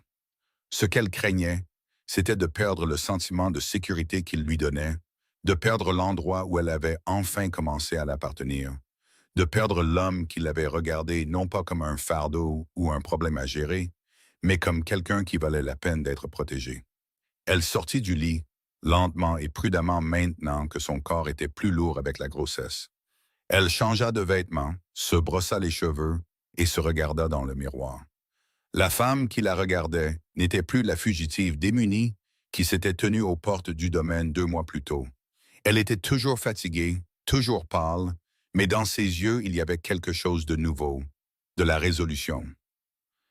Elle avait besoin de réponses. Elle avait besoin de savoir qui il était vraiment. Et plus que ça, elle avait besoin de savoir ce qu'elle était pour lui.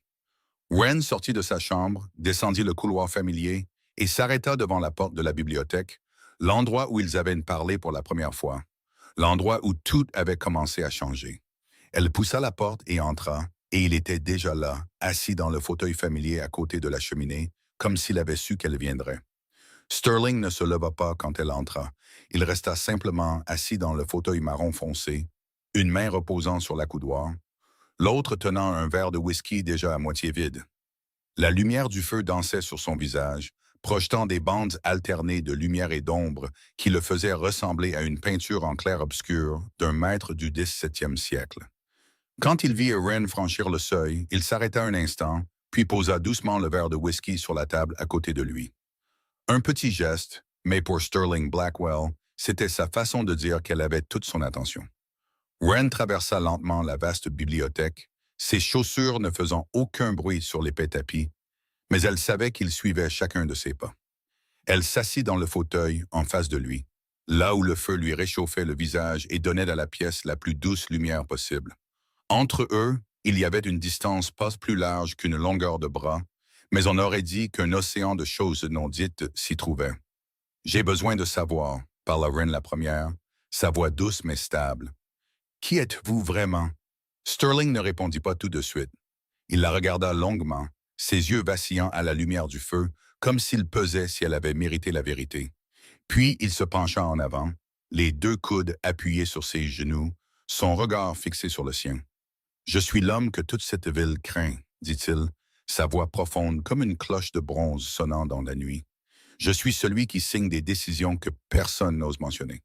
Je suis l'obscurité dont les gens chuchotent après minuit. Je suis la raison pour laquelle des familles comme les Harrington baissent la tête, peu importe combien d'argent elles ont ou combien de pouvoir politique elles commandent. » Il fit une pause, laissant ces mots s'installer dans l'air entre eux. « Voilà ce que je suis aux yeux du monde. » Ren écouta sans ciller, sans montrer de peur, sans jugement. Quand il s'arrêta, elle inclina légèrement la tête et le regarda avec des yeux gris-bleu brillants comme des étoiles dans le noir. « Je n'ai pas demandé qui les autres pensent que vous êtes, » dit-elle lentement, chaque mot clair. « J'ai demandé qui vous pensez que vous êtes. » Cette question figea Sterling. Pour la première fois depuis que Ren le connaissait, elle vit quelque chose comme de la surprise vaciller sur ce visage qui ne trahissait presque jamais d'émotion. Il se redressa dans son fauteuil et la regarda comme si elle venait de parler dans une langue qu'il n'avait jamais entendue. « Personne ne m'a jamais demandé ça, » dit-il, sa voix plus basse maintenant, presque un murmure. « Pas une seule fois. »« Je vous le demande, » répondit Ren sans reculer. Le silence s'étira entre eux, mais ce n'était pas le genre suffocant qu'il y avait autrefois vécu. C'était le silence de deux personnes se tenant au bord de quelque chose de vaste, décidant si elles osaient faire un pas en avant. Sterling se leva du fauteuil, chaque mouvement lent et délibéré. Il marcha vers Ren, un pas à la fois, jusqu'à ce qu'il se tienne directement devant elle, assez près pour qu'elle puisse sentir la chaleur émanant de son corps. Il la regarda de haut, et cette fois la glace dans ses yeux avait fondu, révélant quelque chose de chaud et de féroce en dessous. « Je suis l'homme qui réduirait ce monde en cendres, » dit-il, sa voix basse et rauque, comme s'il confessait la vérité la plus sombre qu'il portait en lui. « Si jamais quelqu'un osait toucher ce qui est à moi. » Ren leva son visage vers lui, son cœur battant si fort qu'elle pensait qu'il pourrait l'entendre. Elle déglutit, puis posa la question qu'elle avait gardée dans son cœur pendant 3 jours. « Et j'appartiens à vous ?» La question resta en suspens dans l'air, fragile comme un papillon pris dans une tempête.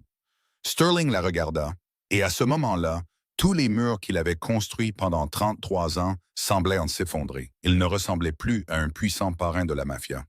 Il ressemblait seulement à un homme se tenant devant la femme qui lui importait, essayant de trouver des mots pour quelque chose qu'il n'avait jamais su comment dire. « Depuis le moment où tu as franchi ces portes, » dit-il, sa voix légère comme le vent. La bibliothèque tomba dans un silence total. Il n'y avait que le crépitement du feu dans l'âtre et le son de leur respiration. Ren sentit les larmes lui monter aux yeux, non pas de chagrin ou de peur, mais de quelque chose de si écrasant qu'elle ne pouvait le nommer. Elle se leva du fauteuil lentement et prudemment à cause du poids de sa grossesse. Elle s'approcha de lui, plus près que quiconque n'avait jamais osé s'approcher de Sterling Blackwell sans permission, assez près pour voir chaque cil sombre, chaque petite égratignure sur sa peau qu'il avait ramenée de cette nuit-là. Puis elle fit quelque chose que personne n'avait jamais fait. Elle tendit la main et la posa sur la sienne. Sa main était petite et chaude. La sienne était grande et rugueuse. Le contraste parfait de deux mondes entrant en collision et s'emboîtant d'une manière ou d'une autre, exactement comme il le devait. « Je n'ai pas peur de vous, » dit Wren, sa voix tremblant légèrement, bien que son regard ne vacillât jamais. « J'ai peur de perdre ça. » Sterling baissa les yeux sur sa main posée sur la sienne, et elle vit sa mâchoire se contracter, comme s'il combattait quelque chose en lui-même. Il regarda si longtemps que Wren commença à se demander si elle avait mal agi. Puis il releva les yeux, et en eux, elle vit quelque chose qu'elle n'avait jamais vu auparavant. Pas de glace, pas de calcul, mais de la douceur, si faible qu'elle était presque impossible à reconnaître, mais elle était là. « Tu devrais te reposer, » dit-il, sa voix plus rauque que d'habitude. « Le bébé a besoin que tu sois forte. » C'était la façon de Sterling Blackwell de dire « Je tiens à toi ». Pas avec de grandes déclarations ou des promesses faciles, mais avec des actions, avec une préoccupation cachée dans chaque mot. Pourtant, il ne retira pas sa main et elle ne la lâcha pas. Ils restèrent là dans la bibliothèque pleine de livres et de lumière de feu, leurs mains jointes comme si c'était la seule chose qui les empêchait de tomber dans l'abîme. Il n'y eut pas de baiser, pas de vœux, seulement la vérité nue entre deux âmes solitaires qui s'étaient enfin trouvées. Et parfois, c'est tout ce qui est nécessaire. 2 semaines après cette nuit dans la bibliothèque, la neige commença à tomber dans les Hamptons. C'était une chose rare dans cette partie du monde où le climat était généralement doux et l'hiver apportait du froid, mais rarement de véritables chutes de neige. Mais cette nuit-là, des flocons blancs commencèrent à dériver du ciel sombre, posant un fin voile sur le jardin et les toits d'ardoise du domaine Blackwell, comme si la nature elle-même préparait une couverture blanche et pure pour accueillir une nouvelle vie dans le monde. Wren sentit les premières contractions à 10 heures ce soir-là. Elle était assise dans la bibliothèque, qui était devenue son coin préféré de la maison, quand soudain une vague de douleur intense se propagea dans son bas-ventre. Elle prit une profonde inspiration, posa la main sur son ventre et sut immédiatement que le moment était venu. Tout avait été préparé des semaines plus tôt. Le docteur Céleste arriva immédiatement, apportant tout l'équipement médical nécessaire pour un accouchement à domicile. Wren avait refusé d'aller à l'hôpital, même si Eleanor et le docteur Céleste l'avaient toutes deux exhortée à reconsidérer. Elle ne le dit jamais à voix haute, mais après tout ce qui s'était passé, le domaine Blackwell était le seul endroit où elle se sentait vraiment en sécurité, et elle voulait que son enfant naisse dans l'endroit le plus sûr qu'elle connaisse. Eleanor resta à ses côtés toute la nuit. La femme, plus âgée, s'assit près du lit, sa main ridée mais chaude tenant fermement celle de Wren, murmurant des mots d'encouragement à chaque fois que la douleur venait. « Tu te débrouilles si bien. Juste un peu plus. Je suis là avec toi. » Wren s'accrocha à la main d'Eleanor comme si c'était la seule bouée de sauvetage dans une tempête de douleur. Elle avait autrefois cru qu'elle affronterait ce moment seule, dans une chambre d'hôpital froide sans personne à ses côtés. Mais maintenant, elle avait Eleanor. Elle avait le docteur Céleste et elle avait aussi cela. La présence qu'elle pouvait sentir juste derrière la porte fermée. Sterling était dans le couloir. Il était là depuis que le docteur Céleste était entré dans la pièce et avait ordonné à tous les hommes de sortir. Pierce se tenait à côté de lui, de garde, et tous deux pouvaient entendre les cris de Wren à travers la lourde porte en bois. Sterling voulait entrer. Pierce pouvait le voir dans sa façon de se tenir, dans la façon dont ses poings se serraient, dans la façon dont il regardait à plusieurs reprises la porte, comme s'il pesait s'il devait la défoncer. « Vous ne pouvez pas entrer là-dedans maintenant, » dit Pierce, sa voix calme mais ferme. Sterling se tourna et le regarda, et la force de ce regard aurait fait reculer n'importe qui d'autre. « Ne me dis pas ce que je peux faire, » dit-il entre ses dents serrées, froid et dangereux. « Madame Eleanor vous appellera quand ce sera fini, » répondit Pierce sans broncher. « Ce n'est pas un champ de bataille sur lequel vous pouvez charger. » Sterling ne répondit pas. Il se détourna simplement et commença à arpenter le couloir.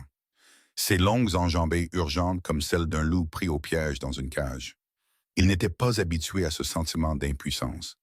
Il était l'homme qui contrôlait chaque situation, l'homme qui prenait des décisions, l'homme qui résolvait tous les problèmes. Mais à l'intérieur de cette pièce, il y avait une bataille à laquelle il ne pouvait pas se joindre, et cela le rendait fou. Les heures passaient comme des années. Dehors, la neige tombait plus épaisse, blanchissant les vitres et adoucissant chaque son du monde au-delà du domaine. Dans le couloir sombre, Sterling continuait de faire les 100 pas. Pierce maintenait sa veille, et tous deux écoutaient chaque son qui filtrait par la porte. Puis, à 4h47 du matin, un cri retentit, le premier cri d'une nouvelle vie, aigu et pur, fendant le silence de la nuit d'hiver. Sterling se figea sur place, ses yeux s'écarquillant comme s'il venait d'entendre le plus beau son de sa vie. La porte s'ouvrit et Eleanor sortit avec le plus grand sourire que Pierce ait jamais vu sur son visage. « Va à l'intérieur », dit-elle à Sterling, sa voix épaisse d'émotion. Sterling entra dans la pièce et pour la première fois de sa vie, les pas qui étaient instables dans toutes les situations devinrent lents et prudents. Il marchait comme s'il foulait du verre fin, craignant que tout mouvement trop brusque ne brise quelque chose de précieux. Wren était allongé dans son lit, ses cheveux bruns humides de sueur et collés à son front, son visage pâle d'épuisement. Mais ses yeux brillaient de bonheur, et dans ses bras, enveloppé dans une couverture d'un blanc pur, se trouvait un minuscule nouveau-né. Sterling se tint à côté du lit et regarda l'enfant. La petite fille avait les yeux fermés, la peau rose et rougie d'un nouveau-né, et une petite bouche bougeant doucement comme si elle rêvait de quelque chose. Elle était si petite, si fragile et si belle que cela lui coupa le souffle. Il tendit lentement la main, prudemment, et toucha les cheveux doux comme de la soie sur la tête du bébé, si légèrement que ce n'était presque pas un contact, comme s'il craignait qu'elle ne disparaisse, s'il utilisait trop de force. C'était la plus petite vie qu'il ait jamais touchée, et la plus précieuse. « Elle s'appelle Rosalie », dit doucement Wren, sa voix rauque d'épuisement mais débordante d'amour. « Rosalie », répéta Sterling, laissant le nom reposer sur sa langue, le gravant dans sa mémoire. Rosalie. De l'autre côté de la porte, Eleanor se tenait à côté de Pierce, regardant à travers l'ouverture étroite. Elle vit son petit-fils, l'homme que toute la ville craignait, debout à côté du lit avec des yeux adoucis d'une manière qui semblait impossible. Elle vit la façon dont il regardait l'enfant qui n'était pas le sien, regardait la femme qui n'était pas sa femme avec le sentiment qu'elle avait attendu 30 ans de voir en lui. « 30 ans », murmura-t-elle à Pierce, sa voix tremblante. « Je ne l'ai jamais vu regarder quelqu'un de cette façon. » Pierce hocha la tête et ne dit rien, mais il le vit aussi. Tout le domaine le verrait bientôt. Leur maître avait changé, et ce changement avait commencé avec la femme allongée dans ce lit et le bébé dans ses bras. À l'intérieur de la pièce, Sterling se tourna et regarda Wren. Ses yeux bleu acier rencontrèrent ses yeux gris-bleu, et à ce moment-là, aucun autre mot n'était nécessaire. « Tu as bien travaillé », dit-il, sa voix basse et calme, portant quelque chose que Wren n'avait jamais entendu auparavant. De l'admiration, de la gratitude, et peut-être une trace de quelque chose qui ressemblait beaucoup à de l'amour. C'était le premier éloge qu'il lui avait vraiment fait. Pas un éloge pour son travail, pas un éloge pour son courage, mais un éloge pour sa personne même, pour le miracle qu'elle venait de mettre au monde. Et de la part de Sterling Blackwell, un homme qui ne prononçait jamais de mots doux et inutiles, c'était plus qu'une confession. 3 mois passèrent comme un doux rêve que Wren osait à peine croire réel. Rosalie grandit rapidement, comme un jeune arbrisseau nourri de tout l'amour et des soins dont elle pouvait avoir besoin. Ses yeux gris-bleus, si semblables à ceux de sa mère, s'illuminaient chaque fois qu'elle voyait des visages familiers. Elle devint le centre du domaine, la lumière autour de laquelle tout le vaste manoir semblait tourner. Eleanor pouvait rester assise pendant des heures à côté du berceau du bébé, chantant des berceuses et racontant des histoires qu'elle n'avait jamais racontées à personne auparavant. Et Sterling, l'homme que toute la ville craignait, pouvait se tenir silencieusement près de la porte de la nurserie chaque nuit, regardant le bébé dormir avec une tendresse dans les yeux si étonnante que personne qui le connaissait n'aurait pu le croire. Wren et Sterling étaient tombés dans un rythme qui leur était propre, un rythme qui n'avait besoin d'aucun mot pour qu'ils se comprennent. Ils prenaient le petit déjeuner ensemble tous les jours, non pas parce que quelqu'un les exigeait, mais parce qu'ils apparaissaient tous les deux dans la salle à manger exactement à la même heure, comme par une habitude qu'aucun d'eux n'avait jamais eu besoin de discuter. Ils se promenaient dans le jardin en fin d'après-midi, Sterling poussant le landau de Rosalie pendant que Wren marchait à ses côtés, et ils pouvaient passer 1 heure ainsi sans qu'aucun d'eux ne dise un seul mot. Mais ce silence n'était plus froid. Il était chaleureux, facile et plein de choses qui n'avaient pas besoin d'être dites à voix haute. Un après-midi de fin de printemps, alors que Rosalie avait déjà 3 mois et dormait paisiblement dans les bras d'Eleanor en bas, Sterling trouva Wren dans la bibliothèque. Elle était assise dans le fauteuil familier près de la cheminée, bien que le feu soit éteint depuis longtemps, car le temps s'était réchauffé, lisant un vieux roman qu'elle lisait déjà pour la 3e fois. Il entra sans un bruit, mais elle savait qu'il était là. Elle l'avait toujours quand il était proche. Sterling s'assit dans le fauteuil d'en face, là où il s'était assis cette nuit fatidique 3 mois auparavant. Il ne tourna pas autour du pot. Il ne commença pas par des courtoisies sans signification. Ce n'était pas sa façon de faire. « Toi et l'enfant, dit-il, sa voix basse et ferme, à partir de maintenant, vous êtes à moi. Personne ne vous touche. » Wren posa le livre et le regarda avec de grands yeux. Elle s'était habituée à sa façon de parler, à sa franchise qui ne se cachait derrière rien, mais même ainsi, elle ne s'attendait pas à ça. « Est-ce une demande en mariage ?» demanda-t-elle, sa voix contenant une trace de perplexité et quelque chose de très proche du rire. « C'est la vérité, » répondit Sterling sans ciller. Wren inclina la tête et étudia l'homme assis devant elle. L'homme qui l'avait sauvé, protégé, et qui regardait d'un enfant qui n'était pas le sien avec des yeux comme si elle était le trésor le plus précieux de sa vie. « Vous n'avez même pas dit que vous m'aimiez, dit-elle doucement, sans l'accuser, seulement en énonçant un fait. Sterling resta silencieux un moment. Elle pouvait le voir lutter avec quelque chose en lui-même, essayant de trouver un moyen de mettre en mots quelque chose qu'on ne lui avait jamais appris à dire. « Je ne suis pas doué pour dire ces choses, admit-il, sa voix plus basse que d'habitude. Mais si tu as besoin de l'entendre... » « Non, coupa Wren, se levant du fauteuil. Je n'ai pas besoin de l'entendre. Je l'ai vu. » Elle s'approcha de lui, plus près qu'elle ne l'avait jamais fait auparavant. Il leva la tête pour la regarder, et à ce moment-là, l'homme le plus puissant de la ville ressemblait à un garçon attendant un jugement. Wren se pencha et déposa un baiser sur son front, doux et tendre, comme elle embrassait Rosalie chaque nuit. Sterling devint complètement immobile, comme s'il ne savait pas comment réagir à une telle douceur. Puis lentement, prudemment, comme un homme faisant quelque chose pour la première fois de sa vie, ses bras entourèrent sa taille et la tirèrent sur ses genoux. Ils restèrent assis là en silence, elle dans ses bras, et pour la première fois, ils surent tous les deux qu'ils étaient dans la maison. 1 semaine plus tard, le mariage eut lieu dans la bibliothèque même, là où tout avait commencé. Il n'y eut pas de grande réception, pas de centaines d'invités, pas de presse, pas de caméra. Seulement Eleanor se tenant avec la fierté d'une mère, Pierce se tenant à la fois comme ami et fidèle bras droit, le docteur Céleste souriant à proximité, et Rosalie dormant paisiblement dans les bras de son arrière-grand-mère. Wren portait une simple robe blanche sans bijoux ni broderies élaborées, seulement de la soie douce tombant doucement sur le corps qui avait retrouvé sa forme après 3 mois. Dans sa main, elle tenait une seule rose rouge coupée du jardin qu'elle aimait. Sterling portait du noir comme il le faisait toujours, mais sur son revers, une rose rouge avait été épinglée avec soin, identique à celle que Wren tenait. Lorsque le ministre demanda à Sterling s'il prenait Wren pour épouse, il répondit par seulement 2 mots. « Je le veux. » Sa voix ne trembla pas, mais ses yeux si. Pour la première fois, Wren vit quelque chose scintiller dans ses yeux bleus acier, quelque chose qu'il avait caché pendant tant d'années, trouvant enfin son chemin vers la surface. L'alliance n'était pas en diamant ou en platine coûteux. C'était un simple anneau en or blanc que Sterling avait choisi lui-même sans demander l'avis de personne, sans vouloir l'opinion de personne. Et pour Wren, cet anneau était plus beau que n'importe quel diamant au monde. Après la cérémonie, lorsque tout le monde s'était éloigné, Eleanor vint vers Wren et prit sa main dans ses propres mains ridées mais chaudes. « Tu es la meilleure chose qui soit jamais arrivée à cette famille, » dit-elle, sa voix tremblant d'émotion. Wren ne pouvait pas parler.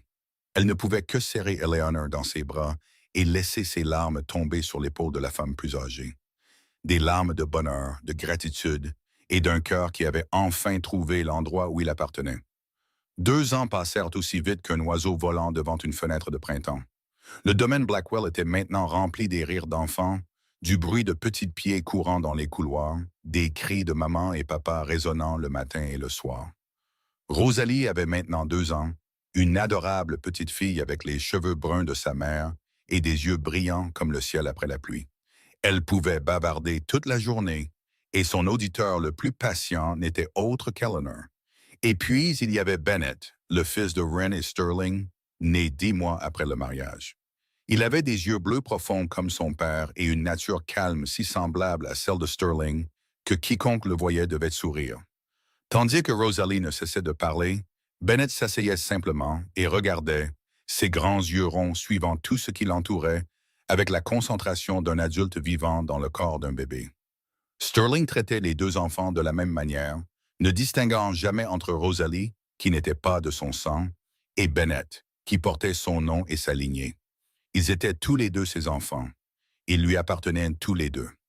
Et quiconque assez audacieux pour dire le contraire serait accueilli par le même regard glacial que toute la ville craignait encore. Eleanor s'était affaiblie de jour en jour au cours de ces 2 années, mais elle n'avait jamais été aussi heureuse. Elle passait des heures avec Rosalie dans le jardin, lui apprenant le nom de chaque fleur, comment prendre soin de la terre, comment écouter le vent. Elle racontait à la petite fille de vieilles histoires que sa propre mère lui avait autrefois racontées, des histoires de femmes fortes qui avaient traversé l'obscurité et trouvé la lumière. Et chaque après-midi, elle tenait Bennett dans ses bras, chantant des berceuses d'une voix rendue rauque par l'âge mais toujours débordante d'amour. Un après-midi d'automne, alors que les feuilles d'érable avaient commencé à prendre des teintes brillantes de rouge et d'or, Eleanor appela Wren dans sa chambre privée. Elle était allongée dans le grand lit couvert de drap blanc, la tête reposant sur un oreiller en plumes douces. Ses yeux étaient tournés vers la fenêtre, où l'on pouvait voir la longue étendue du jardin et la mer d'un bleu profond au-delà. La lumière de l'après-midi entrait dans la pièce, projetant des bandes dorées et chaudes sur la couverture en laine tirée sur elle. Wren s'assit à côté du lit et prit la main fine d'Eleanor dans la sienne. « Tu as si bien fait, Wren, » dit Eleanor, sa voix légère comme le vent, mais chaque mot clair et plein de sentiments. « Tu as donné à mon petit-fils quelque chose que je n'aurais jamais cru qu'il aurait, une vraie famille. » Wren sentit les larmes lui monter aux yeux, mais elle essaya de les retenir. « C'est vous qui m'avez tout donné, » dit-elle, sa voix se brisant. « Vous avez ouvert la porte quand personne d'autre ne l'aurait fait. Vous m'avez sauvé quand il ne me restait plus rien. » Eleanor sourit, sa main se resserrant doucement autour de celle de Wren. « C'était la seule chose que je savais faire, » dit-elle lentement. « Et maintenant, c'est à ton tour. » Elle regarda dans les yeux de Wren, et la profondeur de son regard bleu contenait toute la sagesse et l'amour qu'elle avait accumulés au cours de 78 ans de vie. Ouvre toujours la porte à ceux qui ont besoin d'un abri. Sois un phare pour les hommes perdus. Et aime mon petit-fils, car même s'il n'est pas doué pour le montrer, il a besoin de ton amour plus que quiconque. Cette nuit-là, Eleanor mourut dans son sommeil. Elle s'éteignit paisiblement, un léger sourire reposant sur son visage comme si elle rêvait de quelque chose de beau. Peut-être rêvait-elle du jardin inondé de soleil, des roses qu'elle avait aimées, de son mari l'attendant quelque part de l'autre côté. Les funérailles eurent lieu 3 jours plus tard. Toute la ville vint présenter ses condoléances, des visages familiers et des étrangers, des gens qu'Eleanor avait autrefois aidés et des gens qui ne la connaissaient que de réputation. Sterling se tenait là, recevant les condoléances, le visage froid comme de la pierre, pas une seule larme ne tombant, mais Wren savait. Elle savait que derrière cette immobilité extérieure se trouvait un cœur qui se brisait. Après les funérailles, Sterling disparut. Il ne dit à personne où il allait, ne laissa aucun message, disparut simplement comme s'il avait besoin de sombrer dans l'obscurité pour porter son chagrin seul. Wren ne paniqua pas. Elle savait où il était allé. Le 3e jour, elle laissa les enfants aux soins de Pierce et se rendit au cimetière de la famille Blackwell sur la colline surplombant la mer. Elle le trouva là, assis entre la tombe de son père, qui était là depuis 14 ans maintenant, et la tombe fraîche d'Eleanor encore couverte de fleurs funéraires. Sterling ne se tourna pas quand il entendit ses pas sur l'herbe. Il resta simplement assis là, le dos droit comme toujours, mais les épaules affaissées d'une manière que Wren n'avait jamais vue. Elle ne dit rien. Elle s'assit simplement à côté de lui, épaule contre épaule, et regarda la mer changer de couleur sous le soleil couchant. Ils restèrent assis là en silence jusqu'à ce que le ciel passe de l'orange au violet, du violet au noir, puis du noir au gris pâle de l'aube. Et quelque part dans cette longue nuit, Wren vit quelque chose qu'elle avait cru ne jamais voir. Des larmes coulant silencieusement sur le visage de Sterling, sans bruit, sans sanglots, seulement ces gouttes salées tombant d'yeux bleus acier devenus trop fatigués d'avoir toujours à être forts. Wren n'offrit aucun réconfort en paroles. Elle ne dit pas que tout irait bien. Elle n'offrit pas les phrases creuses que les gens prononcent aux funérailles. Elle prit seulement sa main et lui fit savoir qu'elle était là et qu'elle n'allait nulle part. Il y a des chagrins qui n'ont besoin d'aucun réconfort en paroles, seulement de la présence de quelqu'un qui reste. Ils enterrèrent Eleanor au sommet de la colline à côté du mari qu'elle avait aimé toute sa vie. De là, elle pouvait regarder la mer, regarder le domaine qu'elle avait bâti, regarder vers le jardin où sa petite fille continuerait à planter des fleurs. Sur la pierre tombale en marbre blanc, il n'y avait qu'une seule ligne simple, mais elle contenait tout ce qu'Eleanor avait jamais été. Elle a ouvert la porte. 5 ans passèrent comme une rivière tranquille s'écoulant à travers le domaine Blackwell. Wren n'était plus la jeune fille démunie et tremblante qui s'était autrefois tenue devant les portes de fer. Elle était devenue Lady Blackwell, la femme qui dirigeait maintenant la fondation Blackwell, et l'avait transformée en l'une des plus grandes organisations caritatives de la côte est des États-Unis. Sous sa direction, la fondation étendit son travail, construisant des dizaines de refuges pour femmes et enfants, finançant des bourses pour des milliers d'étudiants issus de milieux difficiles et devenant un phare d'espoir pour ceux qui erraient perdus dans le noir. Sterling était toujours l'homme que toute la ville craignait. Il était toujours froid en réunion, prenait toujours des décisions que personne n'osait contester, restait toujours l'obscurité dont les gens chuchotaient la nuit. Mais à la maison, il était le père qui portait ses enfants au lit chaque nuit, l'homme qui s'asseyait par terre pour construire des puzzles avec eux, le mari qui regardait encore sa femme dormir chaque matin avant de quitter la chambre. 2 hommes vivant dans un seul corps, et Wren les aimait tous les deux. Rosalie avait maintenant 7 ans, une petite fille brillante et forte avec des yeux qui brillaient comme des étoiles, et une volonté de faire si féroce que tout le monde disait qu'elle était exactement comme Sterling, même s'ils ne partageaient pas le même sang. Elle avait appris à lire à 4 ans, était capable d'argumenter avec des adultes à 6 ans, et avait déjà déclaré qu'un jour elle prendrait la relève de l'Empire Blackwell. Sterling ne la corrigea jamais. Il hocha seulement la tête et dit qu'il attendrait. Bennett avait 5 ans, doux et calme comme son père, mais avec des yeux bleus qui observaient tout avec une acuité surprenante. Il parlait peu, mais quand il le faisait, chaque mot valait la peine d'être entendu. Eleanor avait dit un jour qu'il deviendrait la personne la plus dangereuse de la famille, non pas parce qu'il était féroce, mais parce qu'il voyait tout sans que personne ne s'en rende compte. Un soir, alors que le soleil couchant dorait tout le jardin, Pierce entra dans le salon où Wren lisait. « Il y a quelqu'un à la porte », dit-il, sa voix neutre, mais ses yeux portaient un message que Wren comprit immédiatement. Wren posa le livre et sortit vers la porte. À travers les barreaux noirs brillants, elle vit une jeune femme se tenir là. La jeune fille avait peut-être la vingtaine, vêtue de vêtements usés et délavés, portant une grossesse de 7 ou 8 mois, les yeux rouges d'avoir pleuré. Elle ressemblait à un moineau blessé cherchant un abri au milieu d'une tempête. « Je suis désolé », balbutia la jeune fille, sa voix tremblante. « Je n'ai nulle part où aller. Quelqu'un m'a dit que cet endroit pourrait m'aider. Je ne sais pas si c'est vrai, mais il ne me reste nulle part où aller. » Wren regarda la jeune fille, et à ce moment-là, elle se revit il y a 7 ans. La jeune femme démunie se tenant à ces mêmes portes sous la pluie, avec rien d'autre qu'une vieille valise et un enfant dans son ventre. Une femme qui avait tout perdu et ne savait pas si quelqu'un lui ouvrirait la porte. Wren sourit et appuya sur le bouton pour ouvrir le portail. « Entrez », dit-elle doucement, sa voix chaude comme la lumière du soleil de printemps. « Vous êtes en sécurité maintenant. » Elle conduisit la jeune fille dans la maison, ne demandant rien sur son passé, ne portant aucun jugement sur sa situation, ne fixant aucune condition à son aide, tout comme Eleanor l'avait fait pour elle 7 ans plus tôt. La boucle était bouclée. À l'étage, Sterling se tenait près de la fenêtre, regardant sa femme laisser entrer une jeune femme étrange dans la maison. Pierce se tenait à côté de lui, observant la scène avec une familiarité tranquille. Une autre? Demanda Pierce, sa voix portant l'une de ses rares pointes d'humour. Sterling ne se tourna pas, mais le plus léger des sourires toucha sa bouche, le genre que seuls ses plus proches verraient jamais. Ma femme a ses propres règles, dit-il lentement, et je ne me mets jamais en travers de son chemin. Wren Blackwell était devenue l'Eleanor de la nouvelle génération, celle qui ouvrait la porte quand personne d'autre ne le ferait, le phare pour les âmes perdues, l'abri pour ceux qui avaient tout perdu. La boucle était bouclée, mais l'histoire ne finirait jamais vraiment, car quelque part là-bas, il y aurait toujours des gens fuyant l'obscurité, cherchant une porte qui s'ouvrirait pour eux, et le domaine Blackwell serait toujours là attendant. Et c'est l'histoire de la femme qui est entrée sur le territoire du diable et a trouvé le paradis.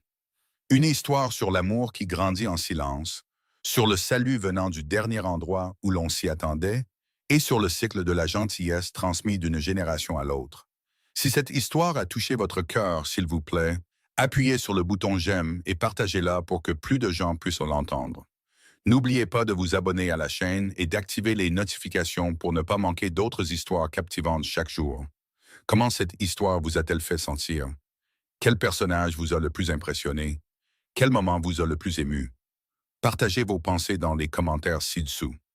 Nous voulons toujours entendre ce qui vit au plus profond de votre cœur, car ces réflexions nous inspirent à continuer de vous apporter des histoires encore plus significatives. Nous souhaitons à vous tous qui regardez cette vidéo une bonne santé, une vie joyeuse et des jours remplis de paix.